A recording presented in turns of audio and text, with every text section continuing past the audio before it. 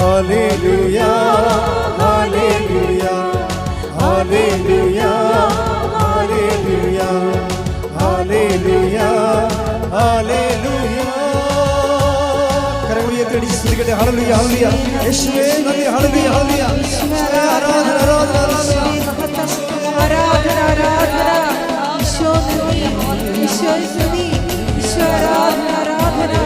Hallelujah ഹല്ലേലൂയ. യേശുവേ ആരാധന ആരാധന മഹത്വം മഹത്വം ആരാധന ആരാധന. ഹല്ലേലൂയ ഹല്ലേലൂയ.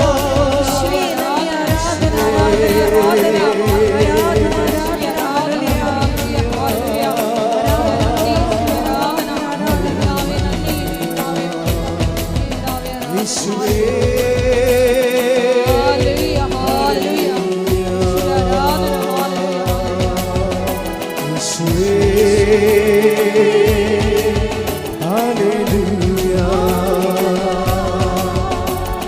നന്ദി. ആരാധന ആരാധന എൻ്റെ പ്രിയപ്പെട്ടവർ, എപ്പോഴും പ്രധാനപ്പെട്ട അറിയിപ്പുകൾ. ഒന്നാമത്തെ അറിയിപ്പെന്ന് പറയുന്നത് കൃപാസനത്തിലെ ഏറ്റവും വലിയ നേർച്ച ഉടമ്പടിയാണ്. ആ ഉടമ്പടിയിലുള്ള തിരികൾ, പച്ചയും നീലയും തിരികൾ, അത് ദൈവികമായ കൽപ്പിതമായിട്ട് പ്രാർത്ഥിച്ച് ദൈവം നമുക്ക് നൽകിയിട്ടുള്ള, പ്രാർത്ഥിച്ച് അനുഗ്രഹം പ്രാപിക്കാൻ വേണ്ടി ദൈവം നൽകിയ ഉടമ്പടി വിധി പ്രകാരമുള്ള തിരികളാണ്. അത് അങ്ങനെ ഉടമ്പടി തിരിയാണെന്ന രീതിയിൽ ആൾക്കാരെ തെറ്റിദ്ധരിപ്പിച്ചുകൊണ്ട് പച്ച നീലം തിരികൾ ആൾക്കാർ ചന്തയിൽ പുറത്ത് കൊണ്ടുവന്ന് കൊടുക്കുന്നുണ്ട്. അതിന് അച്ഛൻ വെഞ്ചരിച്ചതാണെന്ന് പറയുന്നുണ്ട്. അതൊന്നും അച്ഛൻ വെഞ്ചരിച്ചതല്ല, അതവിടെ കള്ളത്തരമാണ്.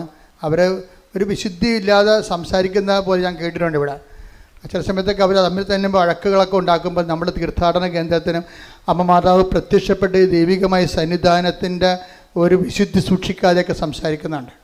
അപ്പോൾ അത് ഭയങ്കര ബുദ്ധിമുട്ടായിട്ടുള്ള കാര്യം, പ്രാർത്ഥിക്കേണ്ട ഒരു വിഷയമാണത്. അതേസമയം നമ്മൾ ശ്രദ്ധിക്കേണ്ട വേറൊരു കാര്യം വെച്ചാൽ, പോലീസ് തന്നെ ഇതിനകത്ത് ഇടപെട്ടിട്ടുണ്ട്. പോലീസ് പറഞ്ഞിരിക്കുന്നത് ഇവിടെ ഇത്രയും തിരികളിങ്ങനെ ആളിക്കത്തിക്കുമ്പോൾ ഈ ചൂട് കാലത്ത് തീപിടുത്തം ഉണ്ടായാൽ അച്ഛൻ സമാധാനം പറയുമെന്നാണ് പറഞ്ഞിരിക്കുന്നത്. അപ്പോൾ അതുകൊണ്ട് പോലീസിൻ്റെ നിർദ്ദേശപ്രകാരം നമ്മൾ ഈ തിരികത്തിക്കാൻ അനുവാദമില്ലാർക്കും. 15, അതായത് 50 മീറ്റർ ചുറ്റളവിൽ, കൃപാസനത്തിൻ്റെ 50 മീറ്റർ ചുറ്റളവിൽ തിരികത്തിക്കാൻ അവകാശമില്ല. അതായത് തിരികത്തിക്കാൻ പാടില്ല. അത് ഈ ഫയറിൻ്റെ വിഷയമാണത്. കയറി പിടിച്ചു കഴിഞ്ഞാൽ പിന്നെ മൊത്തം കത്തും ഈ സമയത്ത്. പിന്നെ എന്തെങ്കിലുമൊക്കെ സംഭവിച്ചു കഴിഞ്ഞിട്ട് പിന്നെ നമ്മൾ അച്ഛനെ കുറ്റം പറഞ്ഞൊരു കാര്യമില്ല. അപ്പോൾ അതുകൊണ്ട് പോലീസ് തന്നെ ഇപ്പം തിരികത്തിക്കൽ നിരോധിച്ചിരിക്കുകയാണ്. അതുകൊണ്ട് ആരും തിരികത്തിക്കാൻ നിൽക്കരുത്. തിരികത്തിക്കാൻ വേണ്ടി ആരും തിരി വാങ്ങിക്കുകയും ചെയ്യരുത്. കാര്യം കത്തിക്കാൻ പറ്റത്തില്ല ഇവിടെ. ചിലർ പറയും തിരി കൊണ്ടുവന്ന് വെച്ചാൽ മതി, അവിടെ അങ്ങ് വെക്കാൻ പാടില്ല. അങ്ങനെ അനുവദിച്ചിട്ടില്ല ഇവിടെ. തിരി വെക്കാൻ പോലും അനുവദിച്ചിട്ടില്ല. ഉടമ്പടിക്ക് മാത്രമേ തിരിയുള്ളൂ. അത് ഓഫീസിൽ നിന്ന് ലഭിക്കും. അത് പ്രാർത്ഥിച്ച് വീട്ടിൽ കൊണ്ടുപോയിട്ടാണ് അത് കത്തിക്കേണ്ടത്. ഈ പ്രദേശത്തൊന്നും ചെയ്യാൻ പാടില്ല. പ്രത്യേകം ശ്രദ്ധിക്കണമെന്ന് ഓർപ്പിക്കുന്നതാണ്. അതുപോലെ തന്നെ ഇവിടെ പ്രാർത്ഥനയ്ക്ക് വരുന്നവർ വഴി പിടിച്ചു നിർത്തുക, അവരെ തിരി വാങ്ങിക്കാത്ത അസഭ്യം പറയുക, അങ്ങനെ കുറേ കംപ്ലൈൻറ്റുകൾ പോലീസിൽ പോയിട്ടുണ്ട്. അപ്പോൾ അത് നമ്മുടെ ധ്യാനകേന്ദ്രത്തിൻ്റെ ഒരു വിശുദ്ധി നഷ്ടപ്പെടുന്ന രീതിയിലാണ് ചില ആൾക്കാർ പെരുമാറുന്നത്. അത് എപ്പോഴും ശ്രദ്ധിക്കണം. ഇതിന് അച്ഛൻ വെഞ്ചരിച്ചാണെന്ന് പറഞ്ഞാണ് അവർ അതൊക്കെ ചെയ്യണത്. അതൊക്കെ തെറ്റായ കാര്യങ്ങളാണ്. അങ്ങനെ ഒന്നും അച്ഛൻ പറഞ്ഞിട്ടില്ല. അതുപോലെ തന്നെ കൃപാസനത്തിൻ്റെ പേരിൽ സാമ്പത്തികമായ കാര്യങ്ങൾ ചോദിക്കുകയോ കൊടുക്കുകയോ ചെയ്യുന്നതൊന്നും അച്ഛൻ അറിയാത്ത വിഷയങ്ങളാണ്. അങ്ങനെ കൃപാസനത്തിൻ്റെ വിഷയങ്ങളല്ല. അതൊക്കെ അവർക്ക് പൈസ ഉണ്ടാക്കാൻ വേണ്ടി അവർ ചെയ്യുന്ന രീതിയിലുള്ള ഈ ഓൺലൈൻ തട്ടിപ്പുകളാണ്. അതിൽ വീടരുതെന്ന് കൂടി പ്രത്യേകം ഓർപ്പിക്കുന്നതാണ്. മെയ് മാസം മാതാവിൻ്റെ മാസമാണ്. കൃപാസനത്തിൻ്റെ അനുഗ്രഹത്തിൻ്റെ 2 സീസണാണുള്ളത്. ഒന്ന് ഒക്ടോബർ മാസം ജോമാല റാലി, രണ്ടാമത്തെ മെയ് മാസം മാതാവിൻ്റെ വണക്കം ആൾക്കാർ ഏറ്റെടുത്ത് നടത്തുന്നതാണ്. വണക്കം ഏറ്റെടുത്ത് നടത്താൻ ആഗ്രഹിക്കുന്ന ഒരു കൗണ്ടറിൽ നിന്ന് വണക്കത്തിൻ്റെ ചീട്ടുകൾ ലഭിക്കുന്നതാണ്. നിങ്ങളുടെ നിയോഗം അവിടെ എഴുതി കൊടുത്താൽ മതിയാകും. മൂന്നാമത്തെ അറിയിപ്പ്, വളരെ കൃത്യമായ രീതിയിൽ ഭംഗിയായിട്ട് ദൈവപരിപാലനയോടുകൂടി ശുശ്രൂഷ ചെയ്യുന്ന 6 സിസ്റ്റേഴ്സ് നമുക്കുണ്ട്. അതിൽ 1-2 പേര് ഇപ്പോഴേ അവിടെ ശുശ്രൂഷ പൂർത്തിയായപ്പോൾ അവർ തിരിച്ചു പോവുകയാണ്. അപ്പോൾ ആ ഇടത്തിലേക്ക് ബഹുമാനപ്പെട്ട സിസ്റ്റേഴ്സിന് വരാവുന്നതാണ്. ആർക്കെങ്കിലും കൃപാസനത്തിൽ 1 വർഷം പ്രേക്ഷിത വേല ചെയ്യണമെന്ന് ആഗ്രഹിക്കുന്ന ബഹുമാനപ്പെട്ട സിസ്റ്റേഴ്സിന് സഭയുടെ അനുഭവത്തിൽ വരാവുന്നതാണ്. അവരുടെ പ്രൊവിൻഷ്യലിൻ്റെ കത്തോടു കൂടി കൃപാസനത്തിൽ വന്ന് 1 കൊല്ലം അവർ താമസിക്കാനുള്ള ഇടമുണ്ട്. മഠം പോലെയുള്ള ദൈവാരാധനയുടെ സ്ഥലമാണ്. അവർക്കവിടെ പ്രാർത്ഥിക്കാൻ കഴിയും. അവരുടെ ഇവിടുത്തെ ശുശ്രൂഷ കഴിഞ്ഞിട്ട് അവർക്ക് മഠത്തിലൊക്കെ പിന്തിരിഞ്ഞ് അവിടെ പ്രാർത്ഥിക്കാനും അവരുടെ സമർപ്പണ ജീവിതം കേടില്ലാതെ കണ്ടിന്യൂ ചെയ്യാനും കഴിയും. അപ്പോൾ അതുകൊണ്ട് ബഹുമാന സിസ്റ്റേഴ്സിന് പ്രത്യേകം സ്വാഗതം കൃപാസനത്തിൽ ശുശ്രൂഷ ചെയ്യുന്നതിന് വേണ്ടി. പിന്നെ കൃപാസനത്തിൽ ഫ്രീ ആയിട്ട് സേവനം ചെയ്യുന്ന ഒത്തിരി നേഴ്സുമാരും മറ്റവരൊക്കെ ഉണ്ട്. അതായത് അവർ പത്രം മടക്കുകയും തിരി പൊതുകയും ഇങ്ങനെ കുറേ കാര്യങ്ങൾ ചെയ്യും. അപ്പോൾ അവർ 2 മാസമൊക്കെ ചിലപ്പോൾ ചെയ്യും, ചിലപ്പോൾ 3 മാസം ചെയ്യും. അങ്ങനെ ചെയ്യുന്നവർക്കും അതുപോലെ തന്നെ കൃപാസനത്തിൽ വന്ന് ജോലി ചെയ്യുന്നതിനുള്ള അത് മാനേജറുമായിട്ട് കണ്ടാൽ മതി, അതിനവർക്ക് സൗകര്യപ്പെടുത്തി തരുന്നതായിരിക്കും. കുറേ ചെറുപ്പക്കാർ വരുന്നുണ്ട്. അപ്പോൾ അവർ ചിലപ്പോൾ യൂറോപ്പിലൊക്കെ പോകാൻ വേണ്ടി നിൽക്കുന്ന ഒരു സമയമാകും. അപ്പോൾ അവരുടെ പ്ലെയിൻ ടിക്കറ്റ് ആകുന്നവരെ ആ ടൈം വരെ അവർ കൃപാസനത്തിൽ മാതാവിന് ശുശ്രൂഷ ചെയ്യുന്ന ഒത്തിരി പേരുണ്ട്. അതിലേക്ക് ആ കൂട്ടായ്മയിലേക്ക് നിങ്ങൾക്ക് സ്വാഗതം മാനേജറുമായിട്ട് കോൺടാക്റ്റ് ചെയ്യുക. പിന്നെ അതുപോലെ തന്നെ കൃപാസനത്തിൻ്റെ ശുശ്രൂഷ അമ്മയുടെ പ്രത്യക്ഷീകരണത്തിൻ്റെ സമർപ്പണ ജീവിതം നയിക്കാൻ വേണ്ടി ഇപ്പം ജോമോൾ സിസ്റ്ററിനെ പോലെ ഇവിടെ സ്ഥിരമായിട്ട് ഇപ്പോൾ 12 കൊല്ലം അവർ വന്നിട്ട് അവർ വന്ന ശേഷം ഒത്തിരിയേറെ മാറ്റങ്ങൾ ആ ശുശ്രൂഷ മേഖല ഉണ്ടായിട്ടുണ്ട്. അതുപോലെ കൃപാസനത്തിൻ്റെ മിഷൻ ഏറ്റെടുത്തിട്ട് ചെയ്യാൻ ആഗ്രഹിക്കുന്ന ആ പ്രായമുള്ളവരിൽ നിന്ന് അതുപോലെ തന്നെ അപേക്ഷകൾ ക്ഷണിക്കുന്നുണ്ട്. അവർ ഈ നമ്പറിൽ വിളിക്കേണ്ടതാണ് 8281297511. ഈ നമ്പറിൽ വിളിച്ചിട്ട് നിങ്ങൾക്ക് ഏപ്രിൽ മാസം മുതൽ ജോയിൻ ചെയ്യാവുന്നതാണ്. അതാണ് ആദ്യം കമാൻസി പ്രോഗ്രാമാണ്. അതിനുശേഷമായിരിക്കും നിങ്ങളുടെ നിയോഗമനുസരിച്ചുള്ള ശുശ്രൂഷകൾ നിങ്ങളെ ഏൽപ്പിക്കുക. പരിശുദ്ധ പരമ ദിവ്യകാരുണ്യത്തിന് പരിശുദ്ധ പരമ ദിവ്യകാരുണ്യത്തിന് പരിശുദ്ധ പരമ ദിവ്യകാരുണ്യത്തിന് എല്ലാവരും ഭക്തിയോടെ പ്രാർത്ഥന. വെള്ളത്തിൻ്റെ ഒരു ഒഴുക്കാണ്. വെള്ളത്തിൻ്റെ ഒഴുക്കിനുള്ള പ്രകൃതി നിയമം ഒഴുക്കിനെ തടയാതിരിക്കുക എന്നുള്ളതാണ്.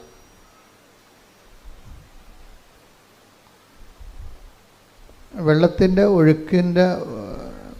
ഒഴുക്കിനുള്ള ഒരു പ്രകൃതി നിയമം എന്താ? അവിടെ മാനുഷികമായ ഇടപെടലിൽ ഒഴുക്കിനെ തടയാതിരിക്കുക. ഇപ്പം മദ്രാസിലൊക്കെ വെള്ളപ്പൊക്കം വന്നപ്പോൾ അതിൻ്റെ പഴയ മദ്രാസ് പട്ടണത്തിൻ്റെ പഴയ ബ്ലൂ പ്രിൻറ്റിൽ ഒത്തിരിയേറെ അരുവികളും പുഴകളും ഒഴുകിക്കൊണ്ടിരുന്ന സ്ഥലമാണ്. പിന്നീട് വേനൽക്കാലം വന്നപ്പോൾ ആൾക്കാർ വെള്ളം ഒഴുക്കിനെക്കുറിച്ച് മറന്നു, അവിടെ എല്ലാം വീട് വെച്ചു. പിന്നീട് വർഷം വന്നപ്പോൾ മഴ വന്നപ്പോൾ സ്വാഭാവികമായിട്ട് വെള്ളം ഒഴുകണ സ്ഥലത്ത് കൂടി വെള്ളം ഒഴുകിപ്പോയപ്പോൾ തടസ്സമുള്ളത് കൊണ്ട് വെള്ളപ്പൊക്കം ഉണ്ടായി. അതാണ്ട് ഇതുപോലെ തന്നെ ഉടമ്പടിക്കൊരു സ്വാഭാവികമായ ഒഴുക്കുണ്ട്. ആ സ്വാഭാവികമായ ഉടമ്പടി ഒഴുക്കിന് അങ്ങനെ വിട്ടുകൊടുത്താൽ മതി. അപ്പം എന്താ സംഭവിക്കുന്നത്? ബാക്കി ഇതിൻ്റെ അകത്തുള്ള നമുക്ക് കൃപാസനത്തിൽ മരിയൻ ഉടമ്പടിക്ക് റിസ്ക് ഇല്ലാത്തത് എന്താണെന്നറിയാമോ? റിസ്ക് ഇല്ലാത്തതിന് കാരണം ഇപ്പോഴ് പല വിഷയങ്ങൾ, ഇപ്പോൾ ഞാനൊരു സാക്ഷ്യം കേട്ടുകൊണ്ടിരിക്കുകയായിരുന്നു. അപ്പോൾ ആ സാക്ഷ്യത്തിൽ ഒരു പ്രൊഫസറാണ്, പ്രൊഫസർ ടോയ് തോമസ്. അപ്പം അദ്ദേഹത്തിൻ്റെ വൈഫിനാണ് അസുഖം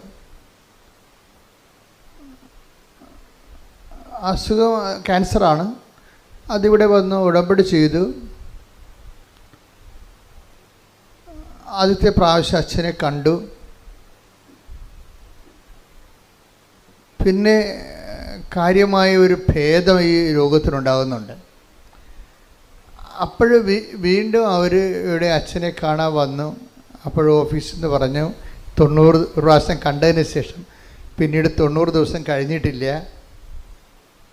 അപ്പോൾ അവിടെ കാണാൻ പ്രയാസമാണെന്ന് പറഞ്ഞ് പറഞ്ഞ് മടക്കി വിട്ടു. അത് കറക്റ്റായ കാര്യമാണ്. ഒരു പ്രാവശ്യം കണ്ടു കഴിഞ്ഞാൽ പിന്നീട് കാണണമെങ്കിൽ കാര്യം ഉടമ്പടി എന്ന് പറയണത് അച്ഛനെ കാണുന്നതല്ല പ്രശ്നം, അവൻ പറയണത് പോലെ ചെയ്ത് ജീവിക്കുന്ന വിഷയമാണ്. അവിടെ അച്ഛനെ കാണുന്നൊരു വിഷയം അവിടെ ഇതിൻ്റെ ഇല്ല. പിന്നെ എമർജൻസി ചില കാര്യങ്ങൾ നമ്മൾ കാണുന്നതേ ഉള്ളൂ. ഉടമ്പടിയുടെ ഒഴുക്കെന്ന് പറയണത് അവൻ പറയണത് പോലെ ദൈവസ്നേഹത്തോടെ ചെയ്യുന്ന കാര്യങ്ങൾ ദൈവസ്നേഹത്തോടെ ചെയ്യണമെന്നേ ഉള്ളൂ, ചെയ്ത് ജീവിക്കുക, അത്രേ ഉള്ളൂ. അല്ലാതെ എൻ്റെ സ്വാഭാവികമായ ഒഴുക്ക് അതാണ്. സ്വാഭാവികം നമുക്ക് റിസ്ക് ഇല്ലെന്ന് ഞാൻ പറഞ്ഞതിൻ്റെ കാരണം അപ്പോൾ എല്ലാ കാര്യത്തിനും ഒരു റിസ്ക് ഉണ്ടല്ലോ. ഇപ്പം നമ്മൾ ഒരു വ്യവസായം തുടങ്ങിയാൽ പോലും ഏറ്റവും കൂടുതൽ റിസ്ക് എന്താണ്? അതിൻ്റെ മാർക്കറ്റിംഗാണ് റിസ്ക്. ഏറ്റവും കൂടുതൽ പ്രയാസമുള്ളത് അതിൻ്റെ മാർക്കറ്റിംഗാണ്.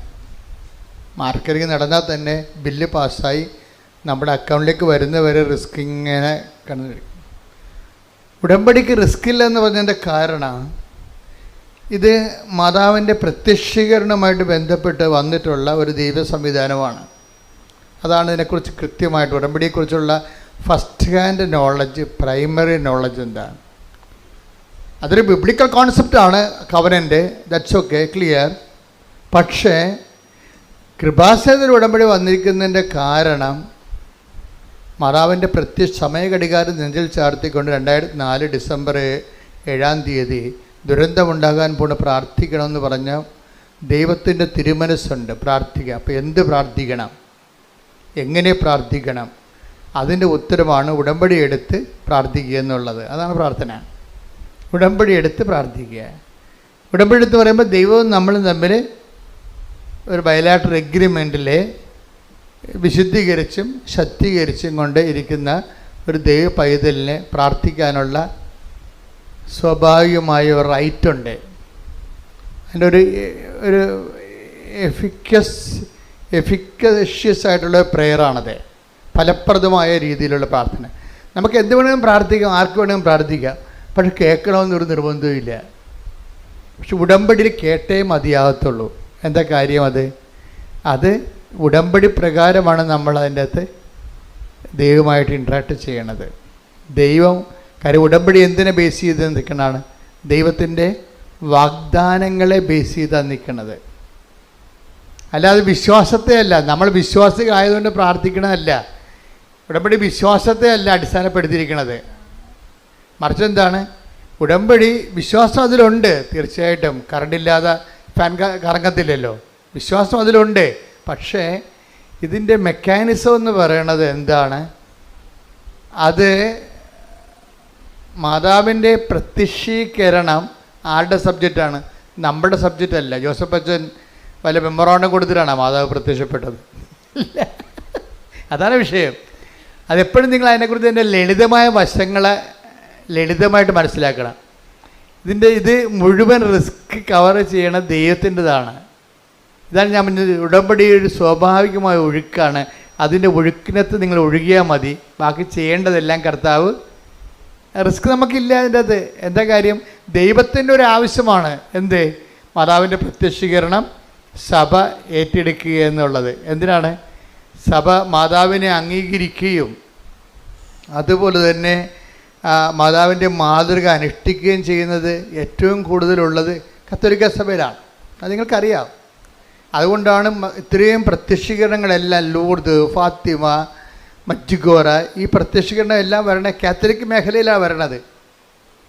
കാര്യം അമ്മ ഒരു വിഷയം സഭയോട് പറഞ്ഞാൽ അമ്മയെ വിശ്വസിക്കുകയും അമ്മയെ മധ്യസ്ഥയായിട്ട്, പ്രധാന മധ്യസ്ഥന്മാരൊത്തിരി പേരുണ്ട് നമുക്ക്. വിശുദ്ധന്മാരെല്ലാം മധ്യസ്ഥന്മാരാണ്. ശരിക്കും നമുക്ക് തന്നെ മധ്യസ്ഥം വഹിക്കാം. വിശുദ്ധിയും മെനയുള്ളവരാണെങ്കിൽ നമ്മുടെ പ്രാർത്ഥനയും ദൈവം മധ്യസ്ഥമായിട്ട് കേൾക്കും. പക്ഷേ അമ്മ ഇവിടെ ദൈവത്തിനും മനുഷ്യനും ഇടയിലുള്ള ഏകമധ്യത്തിന് യേശുക്രിസ്തുവാണ്. പക്ഷേ മാനുഷികമായ കാര്യങ്ങൾക്കുള്ള, രക്ഷാകരമായ കാര്യമല്ല, മാനുഷികമായ കാര്യങ്ങളില്ലേ, നമുക്ക് വീടില്ല, ജോലിയില്ല, വിവാഹം ഒക്കണില്ല, മക്കളില്ല, രോഗമാണ്, ഇതൊക്കെ മാനുഷിക കാര്യമല്ലേ. ഏകരക്ഷകൻ എന്ന കൺസെപ്റ്റ് ഈ മനുഷ്യൻ്റെ വീണ്ടെടുപ്പ് നടത്തിയ ദേശമാണ്. അതിന് ഒരു കോംപ്രമൈസും ഇല്ലത്. കർത്താവല്ല, വേറെ ആരും അവിടെ ഇല്ല. ആ സ്പേസിൽ ഏകരക്ഷകനായിട്ട് ക്രിസ്തു മാത്രമേ ഉള്ളൂ. മറിയത്തിൻ്റെ സ്പേസ് എന്ന് പറഞ്ഞാൽ മാനുഷിക ആവശ്യങ്ങളുടെ മേലെ, പ്രത്യേകിച്ച് വേറെ ഒത്തിരിയേറെ മറിയൻ റാങ്കുകളുണ്ടെങ്കിലും സുവിശേഷം തുറക്കപ്പെടുന്നത് അവർക്ക് വീഞ്ഞില്ല എന്ന് അസമയത്ത് പോലും ഈശോൻ്റെ മുമ്പിൽ ആധികാരികമായിട്ട് പറഞ്ഞ് അതിന് സമാധാനം ഉണ്ടാക്കാൻ വേണ്ടി ദൈവം നിശ്ചയിച്ചിരിക്കുന്നതാണ്. അമ്മ കൈയടിച്ച് ശ്രദ്ധിക്കട്ടെ. ഹല്ലേലൂയ. ഹല്ലേലൂയ, ഹല്ലേലൂയ, ഹല്ലേലൂയ. യേശുവേ നന്ദി, യേശുവേ സ്തുതി. ഹല്ലേലൂയ, ഹല്ലേലൂയ, ഹല്ലേലൂയ, ഹല്ലേലൂയ, ഹല്ലേലൂയ. യേശുവേ സ്തുതി. ഹല്ലേലൂയ, ഹല്ലേലൂയ, ഹല്ലേലൂയ, ഹല്ലേലൂയ, ഹല്ലേലൂയ, ഹല്ലേലൂയ. യേശുവേ നന്ദി. ഹല്ലേലൂയ, ഹല്ലേലൂയ, ഹല്ലേലൂയ, ഹല്ലേലൂയ, ഹല്ലേലൂയ, ഹല്ലേലൂയ. ഞങ്ങളിൽ വീഞ്ഞു തീരും മുൻപേ ഓടിയെത്തും അമ്മ, ഞങ്ങളിൽ വീഞ്ഞു തീരും മുൻപേ ഓടിയെത്തും അമ്മ, നമ്മുടെ വീഴ്ചകളിൽ തേടിയെത്തും അമ്മ, നമ്മുടെ വീഴ്ചകളിൽ തേടിയെത്തും അമ്മ. അമ്മേ ആശ്രയമേ, അമ്മേ ശാശ്വതമേ, അമ്മേ ആശ്രയമേ, അമ്മേ ശാശ്വതമേ, മക്കളാം ഞങ്ങൾക്കെന്നും ആനന്ദമേ, മക്കളാം ഞങ്ങൾക്കെന്നും ആനന്ദമേ. പരിശുദ്ധ പരമ ദിവ്യകാരുണ്യത്തിന് ആരാധനയും സ്തുതിയും പുകഴ്ചയും ഉണ്ടായിരിക്കട്ടെ. പരിശുദ്ധ പരമ ദിവ്യകാരുണ്യത്തിന് ആരാധനയും സ്തുതിയും പുകഴ്ചയും ഉണ്ടായിരിക്കട്ടെ. ഇപ്പോൾ നമ്മൾ രണ്ട് പോയിന്റ്സിലാണ് വ്യക്തത വന്നിരിക്കുന്നത്. ഒന്നെന്താണ്? ഉടമ്പടിക്ക് ഒരു സ്വാഭാവികമായ ഒഴുക്കുണ്ട്, അതിനെ തടയരുത്, ഇല്ലേ? സ്വാഭാവിക ഒഴുക്ക്. രണ്ടാമത്തെ പോയിന്റ് എന്താ പറഞ്ഞത്? ഉടമ്പടി നമുക്ക് റിസ്ക് ഇല്ല, സീറോ റിസ്ക്കാണ്. എന്താ കാര്യം? അത് വൃത്തിയും മേനയുമായിട്ട് നമ്മൾ അവൻ പറയണ പോലെ ചെയ്ത് ജീവിച്ചാൽ അത് അത് അംഗീകരിക്കേണ്ടതും അതിന് ഉത്തരം നൽകേണ്ടതും ആരാണ്? ദൈവത്തിൻ്റെ ഒരു ആവശ്യമാണ് ഇവിടെ. കൃപാസനത്തിൽ ഉടമ്പടി എടുക്കുമ്പോൾ നമ്മുടെ ആവശ്യം മാത്രമല്ല, അമ്മയുടെ പ്രത്യക്ഷീകരണ സഭ ഏറ്റെടുക്കണമെങ്കിൽ എന്ത് ചെയ്യണം? അമ്മയുടെ പ്രത്യക്ഷീകരണം സ്ഥിരീകരിക്കുന്ന അടയാളങ്ങൾ ഉണ്ടാകണം. അടയാളങ്ങൾ ഉണ്ടാകണമെങ്കിൽ എന്ത് ചെയ്യണം? അടയാളം ഉണ്ടാക്കുന്ന വിധത്തിലുള്ള രീതിയിലുള്ള സത്യസന്ധമായ ആധ്യാത്മിക ജീവിതം ഉണ്ടാകണം. സത്യസന്ധമായ ആധ്യാത്മിക ജീവിതവും പ്രാർത്ഥനാ ജീവിതവും രണ്ടും രണ്ടാണ്. നമ്മൾ ആധ്യാത്മിക ജീവിതത്തിന് പറയണത്, പ്രാർത്ഥനാ ജീവിതത്തിനാണ് നമ്മൾ ആധ്യാത്മിക ജീവിതം എന്ന് പറയണത്. പറഞ്ഞാൽ മനസ്സിലായില്ലേ? പ്രാർത്ഥനാ ജീവിതം ആധ്യാത്മിക ജീവിതം ആകണമെന്ന് ഒരു നിർബന്ധവും ഇല്ല. സത്യസന്ധമായ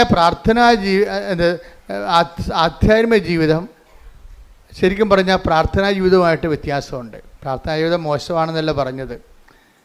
സത്യസന്ധമായ ആധ്യാത്മിക ജീവിതം പ്രാർത്ഥനാ ജീവിതമാകണമെന്ന് നിർബന്ധമില്ല. എന്നുവെച്ചാൽ എല്ലാ പ്രാർത്ഥനാ ജീവിതവും ആധ്യാത്മിക ജീവിതമല്ല. അതറിയണമെന്നുണ്ടെങ്കിലേ നിങ്ങൾ 1 തിമോത്തി 4:8 എടുത്തേ. ശാരീരികമായ പരിശീലനം കൊണ്ട് ശാരീരികമായ പരിശീലനം കൊണ്ട് കുറച്ച് പ്രയോജനമുണ്ട്.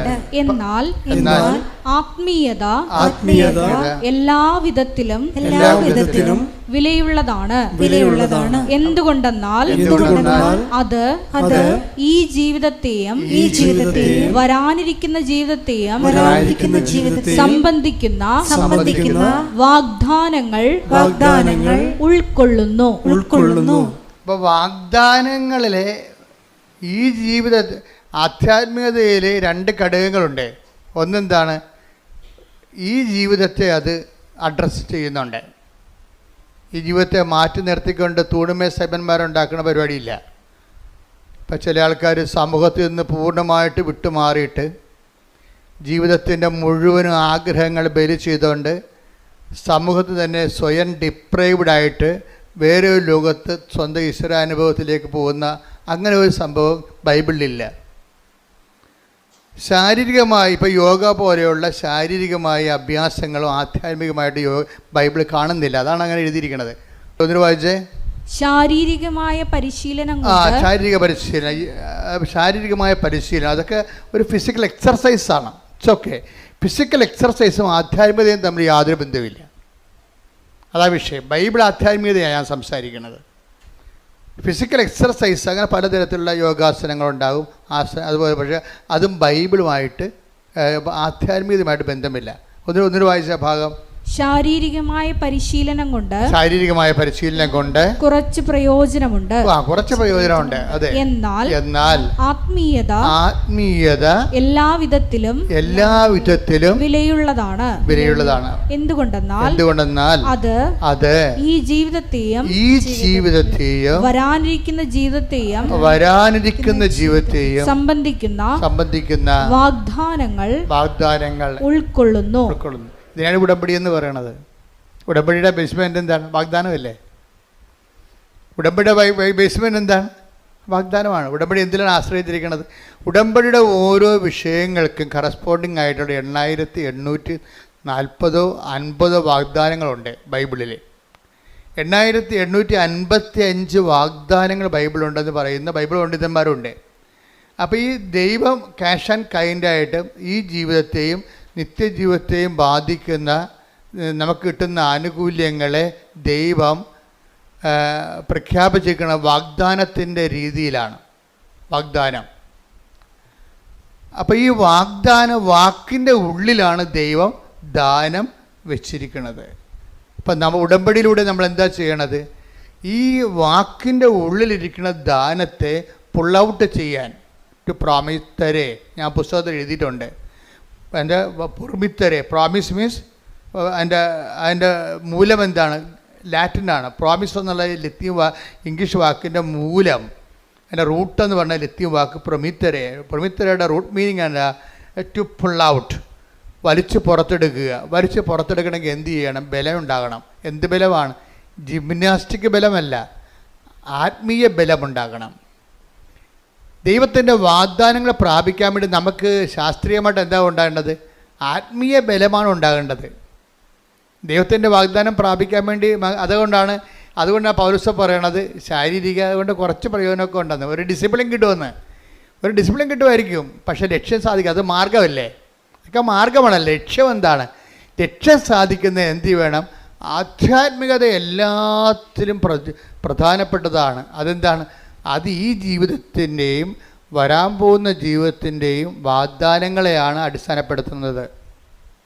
വാഗ്ദാനം എത്രയാണ്? 8850 വാഗ്ദാനങ്ങൾ അല്ലെങ്കിൽ 55 വാഗ്ദാനങ്ങൾ.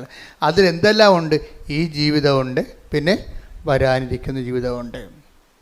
ഇപ്പോൾ ഈ വരാനിരിക്കുന്ന ജീവിതത്തെയാണ് ഉടമ്പടി കാർക്കശ്യമായിട്ട്, ഇപ്പോൾ ചിലർ പണ്ട് ഞാൻ പറഞ്ഞിട്ടുണ്ടായി, അതായത് ഉടമ്പടി എന്ന് പറയുന്നത് നിത്യതയിലേക്കുള്ള എക്സ്പ്രസ് ഹൈവേ ആണെന്ന് പറഞ്ഞു.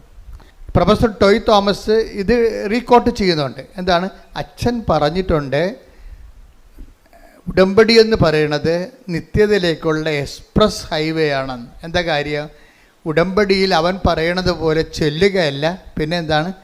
ചെയ്യുകയാണ്. ഇപ്പം നിത്യത എന്ന് പറയുന്ന വിഷയത്തിൽ ചെയ്യുക എന്നുള്ള കോൺസെപ്റ്റും ആയിട്ട് ലിങ്ക് ചെയ്തിരിക്കുകയാണ്. നിത്യത നമ്മൾ ചെല്ലുന്നതിലല്ല ഇരിക്കുന്നത്, പിന്നെ എന്തിലാണ്? ചെയ്യുന്നതിലാണ് ഇരിക്കുന്നത്. മത്തായി ശ്ലീഹായുടെ സുവിശേഷം 25:34.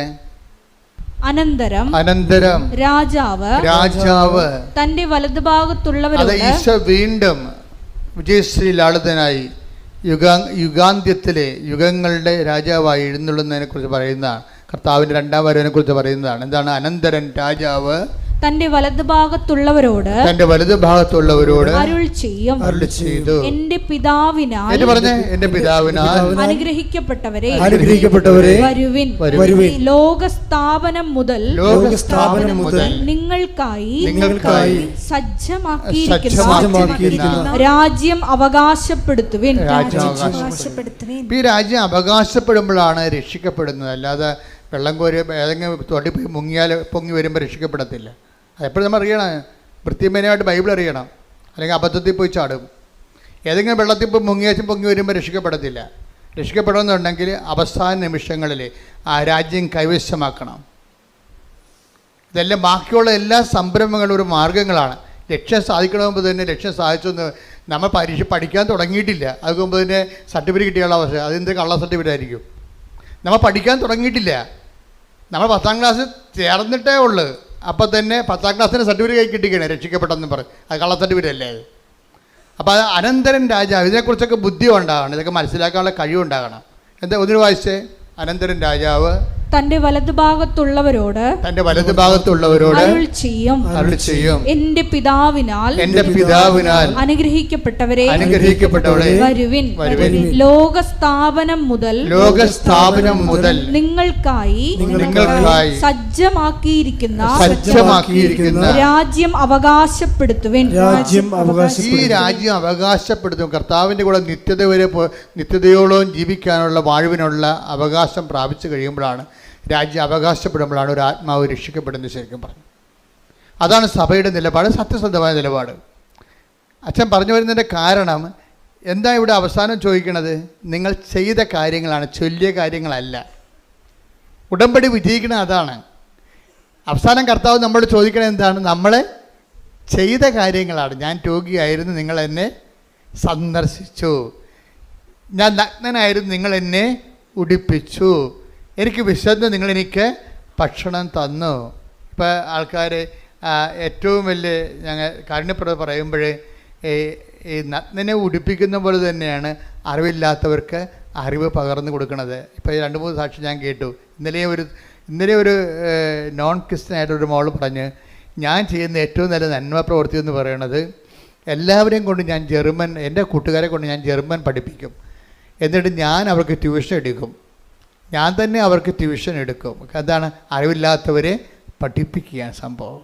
ഇപ്പോൾ ഓരോരുത്തർക്കും നമുക്ക് ചെയ്യാൻ പറ്റുന്നതാണ് ചെയ്യാൻ പറ്റുന്നത് എപ്പോഴും. അതായത് ഈ കാരുണ്യ പ്രവർത്തികൾ 7 എന്നല്ല, 7 70,000 ഉണ്ട്.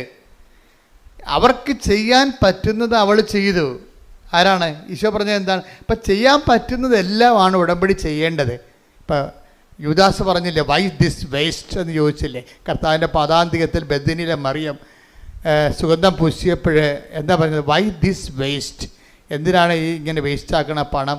പാവത്തിന് കൊടുക്കാൻ പാടില്ല എന്ന് ചോദിക്കുമ്പോൾ കർത്താവിൻ്റെ ഉത്തരവ് എന്താണ്? അവൾക്ക് ചെയ്യാൻ. Take the word of God. മർക്കോസ് 14:8. ഇവൾക്ക് സാധിക്കുന്നത് ഇവൾ ചെയ്തു.